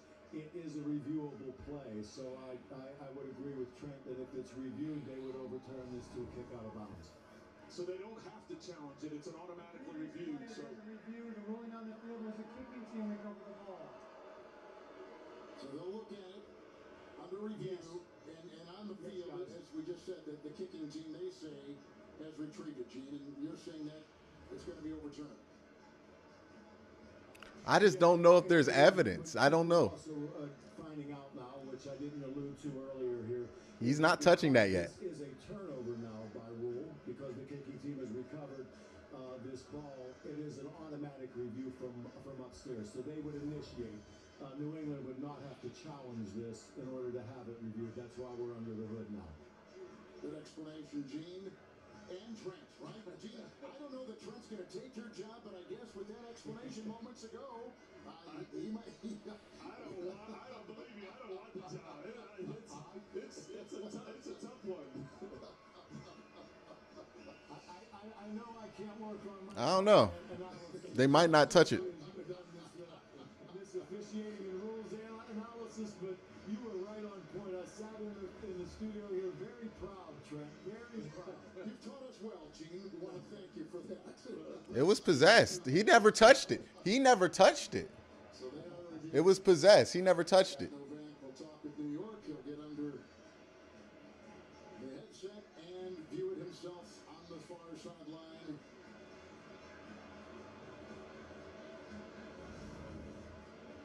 As they discussed, and this is clearly a very important ruling with the time and the score. And after looking at it more and more, it's just going to be, do the officials think that A.J. Green touched it. It appears that he touched it. We don't actually see him touch it at the bottom of the pile. His arm goes in there where the ball is. Is it clear? Because that he has his hand on it? it had been possessed by Harrison. Harrison's the one that comes up with it, and he's the one that cradles it and gets on. I think they might not touch it. It's assumed by our angles that A.J. Green touches it with that right hand as he's sliding out of bounds and gets his feet back in bounds, but is there enough there? Can you see it? And right now, New England is switching to their offensive personnel, and as are the Browns, so they've given us an early indication as to what direction this replay is going to be. It's on us. Offense for the Patriots has taken the field.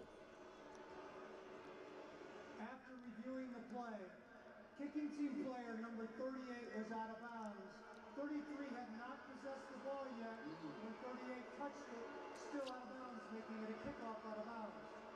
New England's going to get the ball at that spot, and the time on the clock should be 6 minutes, 16 seconds.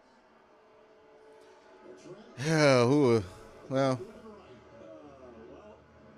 it's just being able to pick up different things. And when I saw him come sliding, I was like, if he touches it and his feet were out of bounds, then it's going to go the other way. And obviously, the replay gave it up to the officials to. We do have a foul for an illegal touch. Since that is the dead ball spot by rule, we can add 5 yards to that spot. First down, New England. To the 47 of Cleveland for the Patriots. That's a big mistake by A.J. Green. Why did you even try to touch the ball? Why did you even try to touch the ball, man? In the process of a shift perhaps in momentum. Now we'll just see how both sides react in the next couple of plays to see where this one's going. Well, I think Cleveland's going to have to maintain their aggressiveness on defense, and they can't just let Bailey Zappi sit back there, and they definitely can't let Ramondre Stevenson get going in the run game, which is going to put some pressure on that secondary, having to commit that many guys inside. It's Stevenson on 1st and 10. Slippery as he is, Taki finally hit him. Getting the hit also from Emerson. Gain of 3 to the 44. Well, now with 6 minutes to go, you have to start thinking about those timeouts. I think it's important that keep them as long as you can. But Minecraft Master says I jinxed the Ravens. What happened with them? Jets beating the dog out of Green Bay. 2 interceptions thrown by Brissett, but a beautiful touchdown pass moments ago. 2nd down and 7. With Stevenson in. Myles, good sack. The second sack today for Myles Garrett. The all-time leading sacker in Browns history. Oh, no. He is injured, and the loss is It might be his arm. 7. The clock is It's his bicep. 21. Garrett comes up with a huge play, but as you can see, down and coming into today with shoulder, bicep, and hand injuries. watch him coming off the edge here against Trent Brown. It's the left arm that he's holding, and that's the arm that he uses to wrap him up and ultimately bring him down. Clowney was inactive today because he's got an assortment of injuries, as we heard earlier on from Mel, and Garrett not much healthier. But a 2-sack day for him. I don't know how he keeps getting up. It's amazing. He's been frustrated by the lack of playmaking. He had just 1 sack since. I think he might have dislocated his shoulder. 5 for the season. And he's Yeah, look how still he's keeping that left arm. sack record from Clay Matthews Sr. Yeah, he's hurting that left arm, left hand.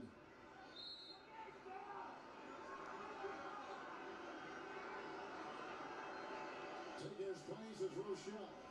3rd down, 15. Brown the block and batted and then reclaimed by Big. Zappi on the ricochet. All right, quick score here. Quick score here. Losing 7.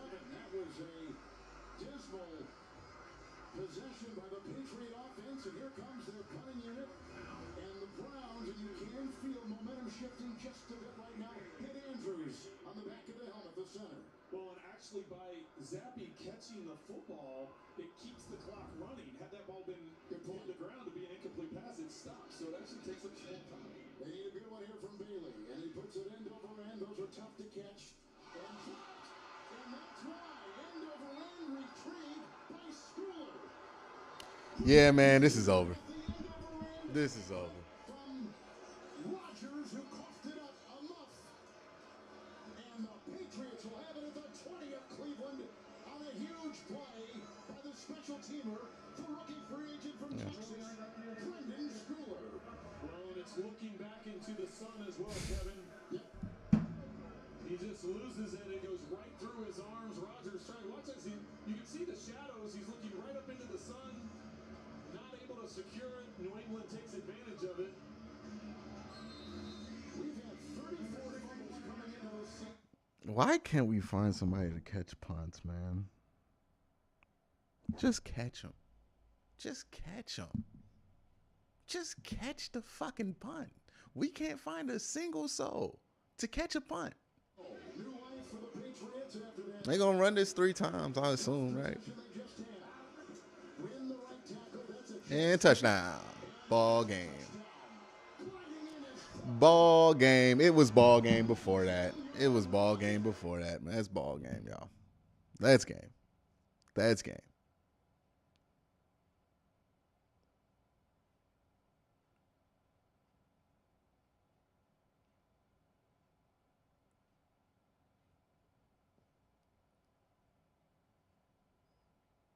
Yep. Just, oh boy.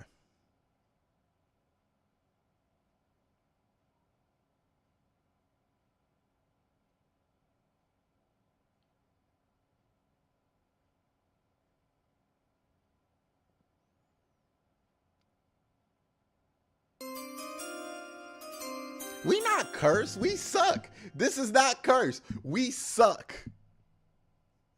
We suck today for sure. Most definitely, 100,000%. We sucked. This is not curse. Curse is like, oh man, something bad. Nah, we just suck. We suck. And debuted in the NFL last week against Detroit and had a couple catches. But today comes up big. 2 carries for 17 yards. And the special teamer Schooler wants to get to Belichick. And he's saying, son, this is the NFL. Brendan Schooler, the rookie free agent from Texas. And Belichick didn't look like he was moved. Probably appreciates it, but nonetheless, there's still 4.5 minutes to go, and we all know what can happen. But the Patriots today have been opportunistic as well, with 17 points off 3 Cleveland Brown turnovers. And it's 31-15 with the Folk extra point. And now the kickoff by Bailey. Think how this game would have been different had they recovered the onside kick legally. Rodgers, again looking in the sun, returns it. You just suck. Isn't there someone who should be doing quality control? We blaming the quality control coach? We blaming the quality control. That's like a fucking intern. Joining JB, Phil, Nate, Boomer, and Coach Cower for all the latest news, scores. Quality control is an entry-level NFL job. Quality control is basically somebody who looks over at the tape and goes, hey, this looks like this.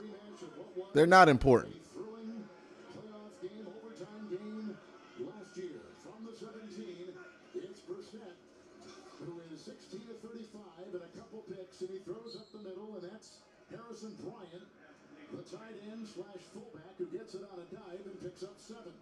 So he's out. Quality control.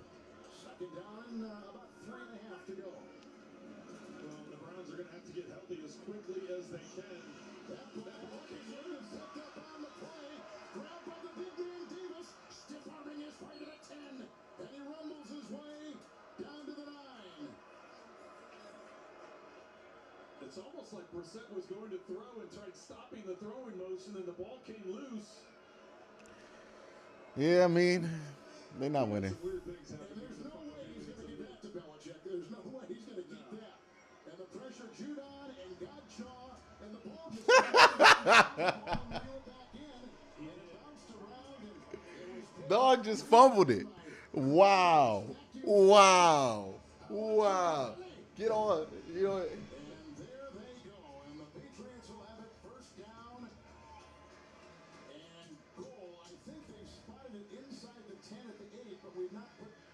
it at the 8-yard line. On the fumble recovery and return.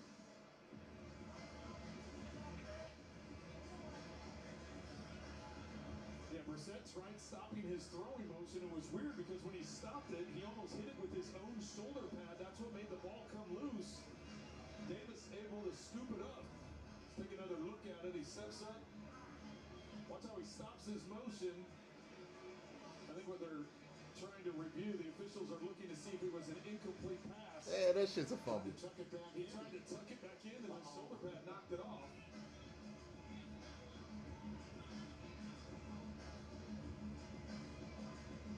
The officials are still reviewing this to see if it's an incomplete pass or not. Nice play by Conklin to make that stop because Davis was looking to take that ball in.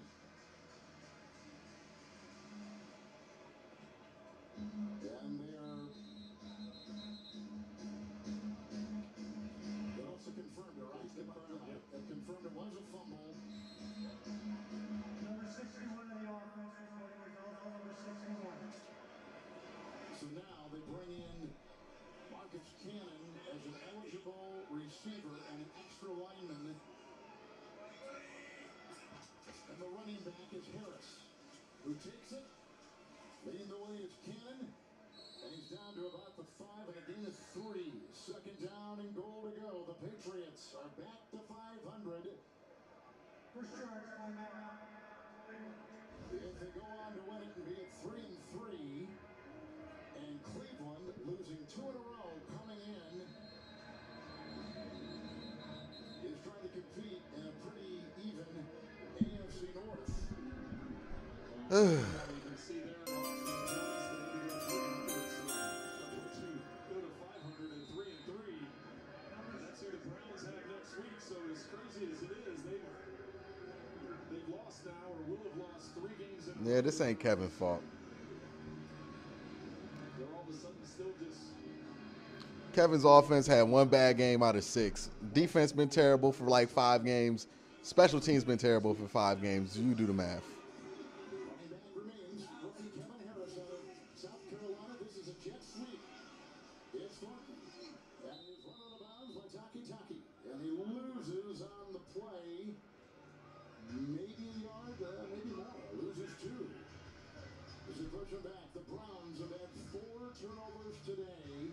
Muff punt, fumble, and they've had 2 interceptions of Brissett.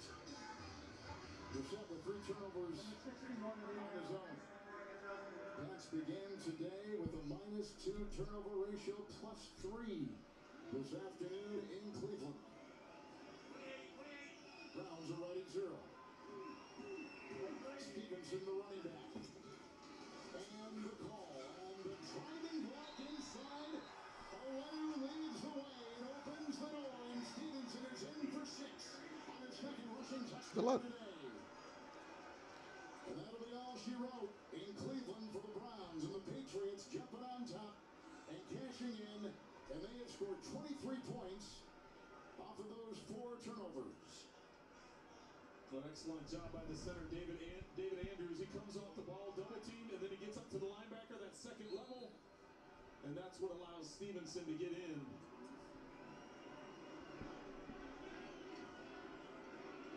Stevenson had the big game last year against the Browns with 100 yards and a 45-7 New England win. Here comes Folk. And Bailey on the hold and tack on 1 more and 38-15. It's New England, 24 points on 4 Cleveland turnovers today. Stevenson, 2 touchdowns, 1 for 31 yards. He had a 76 Yeah, Ravens lost 2. on the ground. And Bailey's happy, 309 yards through the air with 2. This is concerning, though. And 24-34. What we saw today is a concern. Yeah, very productive day for Bailey Zappi. This is a concern, man. Not turning the ball over, being productive in the passing game. Over 300, his first 300-yard passing game of his NFL career. As you mentioned, Kevin, the 2 touchdowns, no interceptions. And Brissett just struggled all day. And under 50% complete. The 2 interceptions, the fumble that he just had. And they haven't been able to get the running game going. And you know, when you fall behind, you kind of go away from the running game. I realize that. It's a good thing that there's at least like 3 hours I don't know. Is it a good thing? Thanks for staying with this, Q. This is a joke. Yeah, appreciate you. Is it a good or bad thing that there are like 3 hours in between this game and then the Guardians game? Like, what mood are these people going to be in after watching this? Like, what mood? I want to know what that, because they should be in a good mood. The Guardians been getting good luck. They're on a 2-win, but this shit going to seep into that fan base.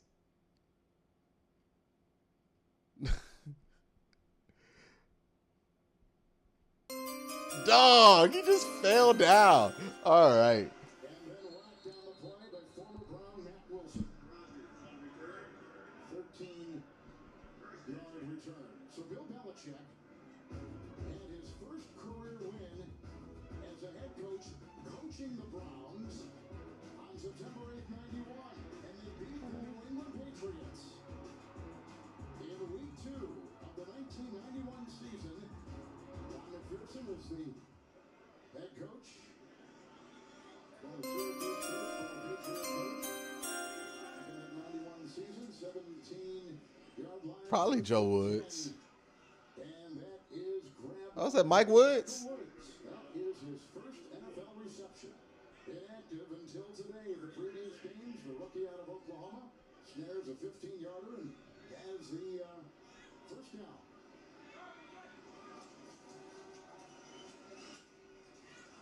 That's incomplete. And upfield, they were going for David Bell. He's another rookie receiver. He's out of Purdue. 2nd and 10. Well, right now the Browns just trying to get something positive going, just get a good, anything good you can get going into the week. And, you know, after a performance like this, especially a performance like this in the second half, it was a 10-6 ball game at halftime, Kevin. It was close. We were thinking second half what was going to happen, and then all of a sudden New England 28-9 in the second half. Ernest Johnson gets drilled by Mac Wilson. Ernest Johnson will pick up 2 on that little catch. He had the 99-yard rushing game last year against the Patriots, and first time he's been in the game, the 4th year back out of South Florida. So 3rd down and 8. You see the 3rd downs today for the Browns. This is just, I mean, at some point I'm wondering, why am I watching this? And he swings one upfield, and that is grabbed by Bryant. Just wow. Harrison Bryant makes the catch and walks. And he's going to leave. Yeah, we're just getting injured now, man. Just get anybody valuable off the goddamn field, man. What's the point? It was Dick McPherson who was the coach of the New England Patriots in that game back in 91. What happened? Officials are saying incomplete on that Harrison Bryant attempt. He may have landed on the ball and knocked the wind out of himself. Game clock, 2 minutes, 41 seconds, 25 on the play clock, 4th down.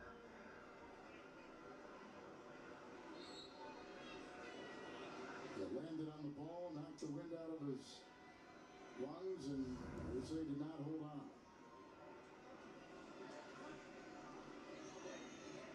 4th down and 8. And the throw is caught by Peoples-Jones. It was grabbed by Wade. That's a 23-yard completion downfield.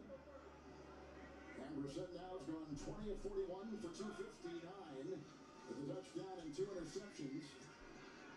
And that, once again, is the running back Johnson. And he's on the play by Jennings and picks up 6. Yeah, I'm just doing this out of obligation now. By the way, shout out to 759 people watching me be miserable. I want to see this chat. I bet the chat is, hold on. Interception! Almost. There was Jones. He was covering Michael Wood. Rookie against rookie. The New England Patriots have had a big second half. Mighty says, was this game a few QB runs out the pocket throws away from a win? No, the defense was abysmal today. There was no way you were winning this game. Maybe some things could change it, but this is a game you lose no matter who's quarterback. Which happens. You don't go undefeated just because your quarterback's good. Like, It just wasn't. I'm gonna be real with you. It just wasn't our day today. Like, even if we played well, it wasn't our day. Even if that was the case, right? Like, even if they played well, the ball was just not bouncing in their direction. 2-part comment. Seen enough of Bryant. Dude is a bad blocker. He also can't catch. What does a loss like this do to the locker room? Hey, man, they professionals. They got 2 division games ahead of themselves. If they embarrass themselves in that, then they're not professionals. I don't know what that's going to do to the locker room. It shouldn't matter because they professionals, right?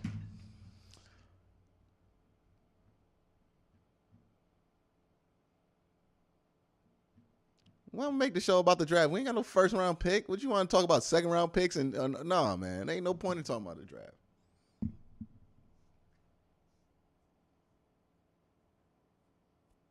Yeah, they're just bad, man. This was a bad game. And hopefully this is just the Patriots being a very good defense.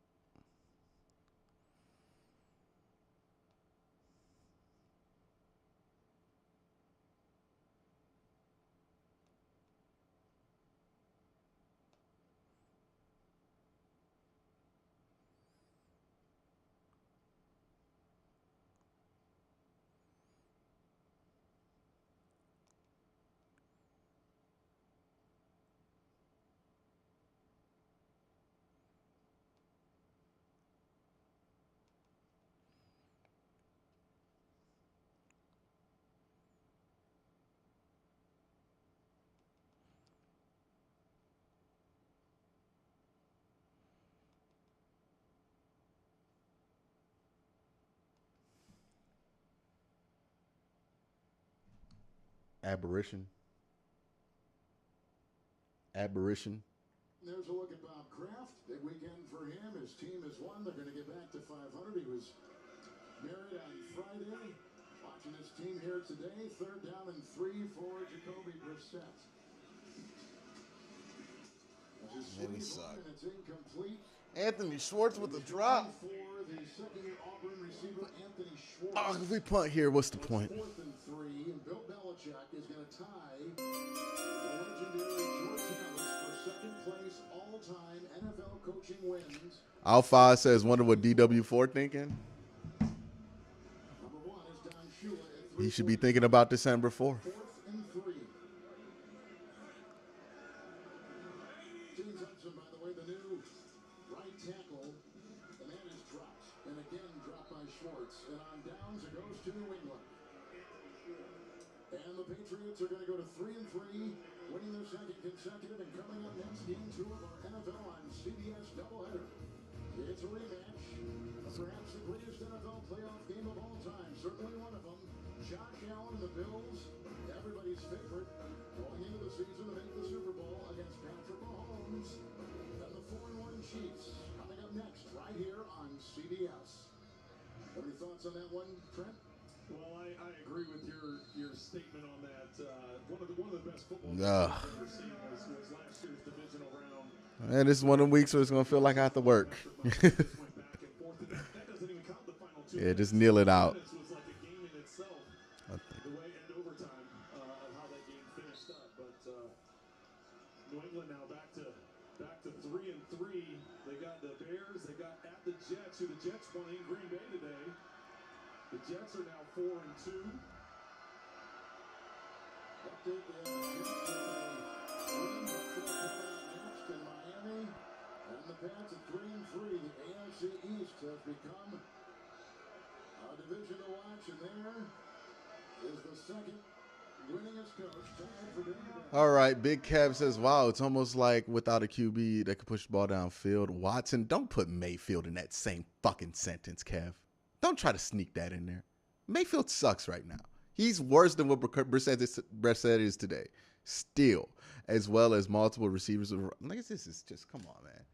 Come on, man. You trying to make the point that Baker Mayfield would have won this game when he went 45 unanswered points last year? Is that the point we're trying to make? I know you tried to slip Watson in there to make your point, but that was all about Baker Mayfield, that whole question, Kev. Get out of here with that. Baker Mayfield? Really? We were going back to Baker Mayfield? Because, yeah, he's been so great for the goddamn Panthers, right? Big Daddy Dub says the Browns will beat the Ravens next week. Deion Jones, I hope so. We need to. We need to. Come on, you're talking about some Deshaun Watson or Baker Mayfield. Baker Mayfield, really? Are we still doing this Baker Mayfield stuff? We don't see what he's doing in Carolina. Why are we doing this? And why are we comparing Brissett to Baker Mayfield like we traded Baker Mayfield for Brissett? Just because they lose and they lose bad in the offense, but don't give you a license to say the wildest shit that comes to your head.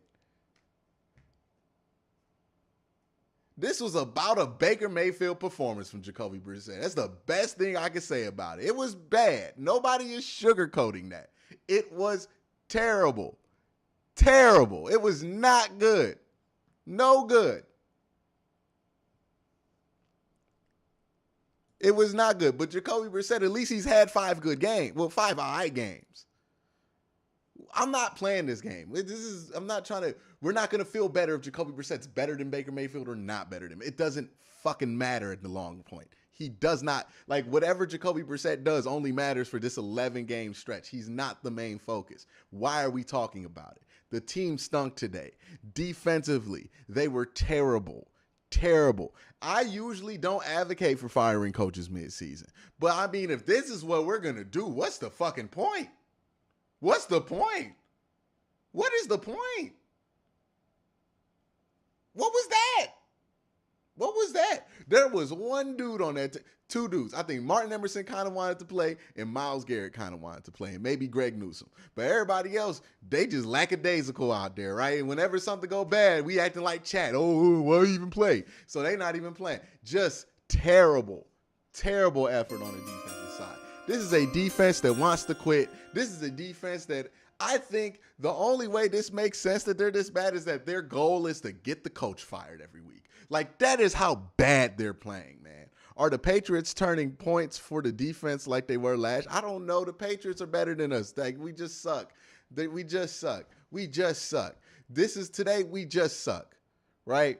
But the defense, that's the only way I can explain what I keep seeing from the defense is that there is a good portion amount of this defense that wants the coach to get fired. So they're doing everything in their possible grasp to get the coach fired. Because other than that, it makes no sense.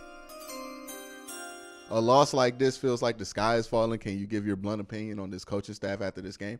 I think Stefanski's fine. I think everybody on the offensive side of the ball is fine. The Patriots had an abnormally good game. You had an abnormally bad game. No need to panic on that front. Offense is fine. I'm okay with this. Jacoby Brissett coming out, we kind of expected this to be what the offense looked like. The fact that this is an aberration to what was the norm for this offense is fine. Whatever. We're going to have some regression at some point. That's fine. I expect that not to be the same for the rest of the year. That's especially bad performance for the offense. The defense, on the other hand, I can't justify it anymore. I can't justify keeping Joe Woods. I can't justify it because I don't know if he makes the team better. It looks like nobody wants to play for him. It looks like nobody's giving an effort. Anyone that isn't Stefanski apologist or an OBJ or Mayfield is surprised by the outcome. All of this objective statistic is that the Browns have been the biggest weakness. Okay, Kev. Cool. You want to fire Kevin Stefanski. I got you. Duly noted, buddy. But, yeah, Kevin, the offense, they're fine. They've been fine the whole year. This was just one bad game. Whatever. It's whatever. I can accept one bad game. The defense has been awful. The special teams has been awful. And today, granted, the kicking wasn't bad. And again, the kicking really doesn't have anything to do with Mike Prefer. What does have stuff to do with Mike Prefer is why are we even trying to catch this punt within the 10 for it to be muffed? Why are we even trying to do that? The things that count against Mike Prefer is, hey, why doesn't A.J. Green know that if he steps out of bounds, he's got to take himself out to play? Why doesn't A.J. Green know that? Why is he trying to touch the ball? Every week is a new situation that pops up that we're not ready for. What are we coaching all year? Special teams is literally all situational football, and it don't look like we prepare for a single situation. Why is he still the special teams coach? We not preparing for nothing. What are they doing in those meeting rooms? Are they just throwing a tennis ball against the wall, playing video games in these meetings? They only played well against bad run defenses. That's not even true. Pittsburgh's a pretty decent run defense. Look, Kev, you want to fire the coach. Good on you. That's not what I'm on. You're not going to change my mind. I think it's a stupid fucking opinion to fire the coach after, like, the offense has been good for 4 weeks, 5 weeks. And, like, if you want to fire the coach, do it. Be mad. I don't care. But, like, stop super chatting that you want to fire the fucking coach. You're distracting me at this point. Okay? So, good for you, buddy. But, yeah, man. The defense is just terrible. There's no fix. You can fire the coach. It's not going to make things any better, but it ain't going to make things any worse. That's all I got to say about that. Like, straight up. It's all I got to say. The defense can't get worse. So why not? Throw shit at the wall and see what sticks. It really don't matter. It really don't matter. Offensively, just a bad game. I would say Brissett had his worst game of the year. And look, Brissett's going to give you a game like this, a couple games like this every year, right? I think his percentage for replacement level games on PFF is like 12%, which is like a game in this stretch. So he was due for one of those. The Dolphins was due to have a bad game like this. They've been having to play way too well to justify what we've been seeing from the defense. The defense has been the problem. The special teams has been a problem. That's the problem with this team. That's what sucks with this team. If you're looking for people to get fired, look at the sides of the ball that haven't produced all year. That's where we need to look at. Stop trying to fire the coach because you got some fucking vendetta about Baker Mayfield. Nobody cares about Baker Mayfield anymore. He's a bum. He's a backup quarterback. He's irrelevant, just like the Browns are right now. Nobody cares. Stop bringing up Baker Mayfield. He's not good. He's never going to be as good as you wanted him to be. And he is just where he's supposed to be, on the bench. That's it, dog. I don't want to hear about Baker Mayfield. Robert Kane says, let's take a group breath. We got all week to take a group breath.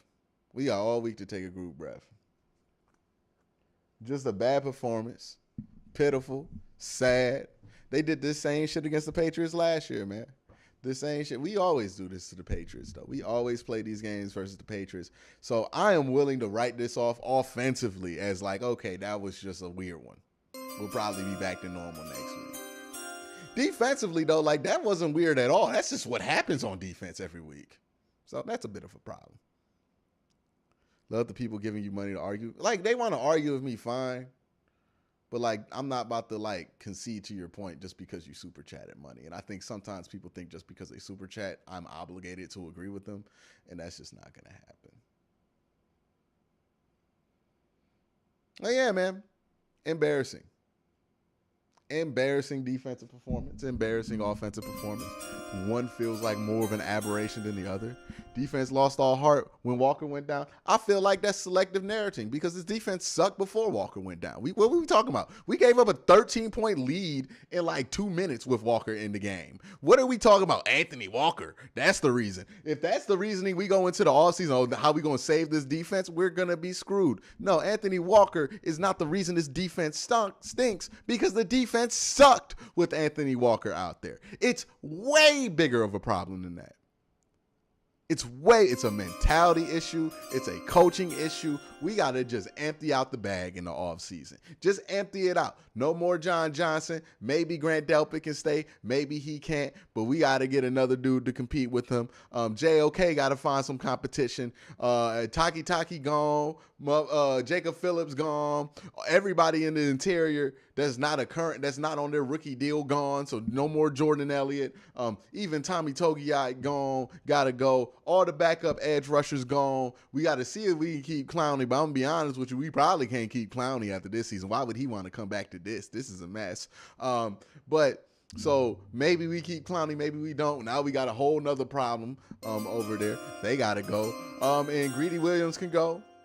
Everybody but MJ, Greg Newsome, and maybe Denzel Ward can stay in that secondary. Everybody else got to go, man. Everybody else got to go. This is a mess on defense. It is a mentality mess. It is a coaching mess. It is everything. As a Bengal fan, I can tell you what a coach that I don't know how to call plays looks like. Stefanski is a good coach. Now, Woods should go today. Thank you, Jeff, for that super chat. Everybody around the league would love the Browns to fire Kevin Stefanski because they know that's the wrong decision for the Browns to do. It is Joe Woods that has to go.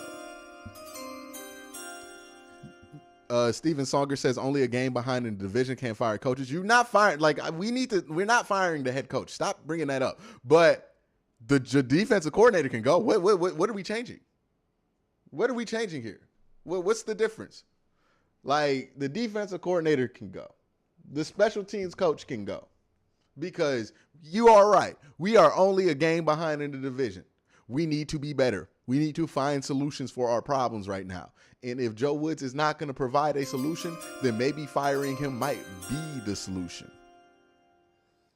Face a Q, did we really have this penciled in as a W? This is the reason why the Jets, Falcons, and Chargers losses hurt so much. We need to stop. We need to stop bringing up the Jets as this easy team to beat because guess what, buddy? The Jets are 4-2. Yeah, y'all look at that. The Jets are 4-2. They're a better football team than us by a significant margin. We had no business about to beat the Jets. How about that one? They're a better team than us. The Jets are 4-2. Every team that we lost to, I feel like has a better record than us. I think they wait till the bye week, Ryan. I think they wait till the bye week. As angry as I am, I think that they'll still do the functional thing, which is wait till the bye week.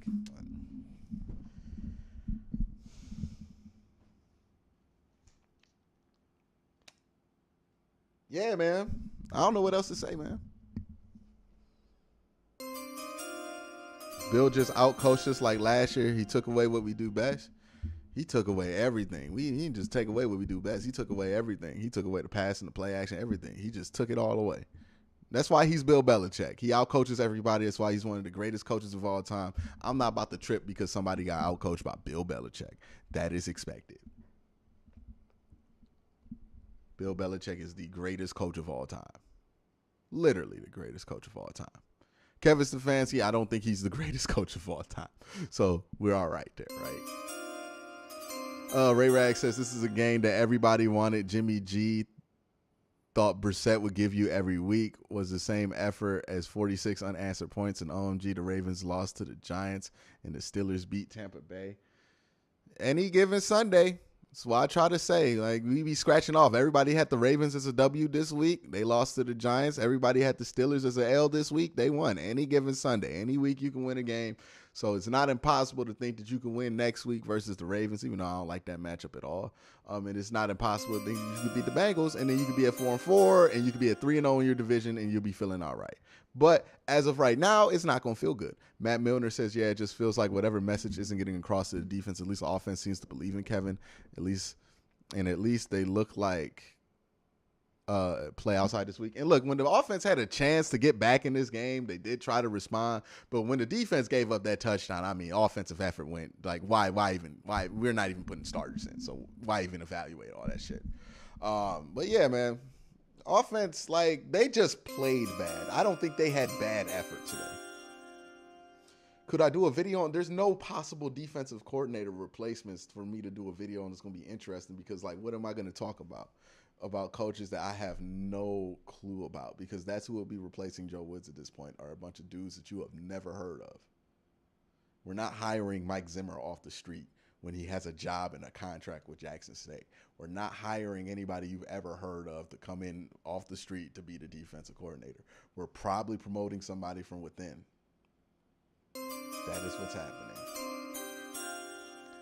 Yeah, BOKC. Let's hope Myles is okay. Me too. I hope Myles is cool. Hope he's ready. Hope he can play next week. He played well. 2 sacks. 2 big sacks. Unfortunately, the defense couldn't do anything. Well, the defense did get off the field on that one, and then we had a punt fumble right after that. Just atrocious. Just atrocious. A disgusting brand of football that we played today. Straight up.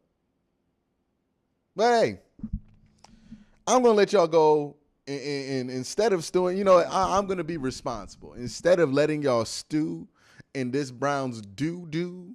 You know what I mean? I'm not going to let y'all stew in that no more. I'm going to change your mind. Here's what I'm going to suggest. The best thing for you right now is to just, promoting Prefer, good Lord. The best thing for you right now is to just forget about this game and watch some baseball or something. Like I don't want to contribute to the stewing that is going to be stewing on right now. Like, that is what it is, right? That is what it is. At the end of the day, look, does the season feel like it's over? Sure, but the season is definitely not over. You win next week, and you're in a very good position for the rest of the year. You win the week after that, you feeling great. But it sucks right now, though. Greg Parkins, no, I think this isn't more like the real Jacoby. I think this is a bad Jacoby Brissett game. He was due to give you one of those.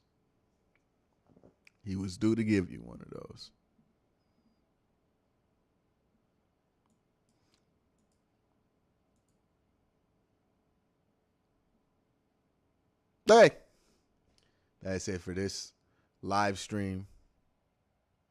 Nah, I'm not about to take us out. We might win. We might win next week. We have a chance. You always got a chance. We beat the Ravens last year. We should have beat them twice last year. Yeah, this is not. I don't think this is what Jacoby's going to be every week. I think this was an especially bad game for Jacoby Brissett.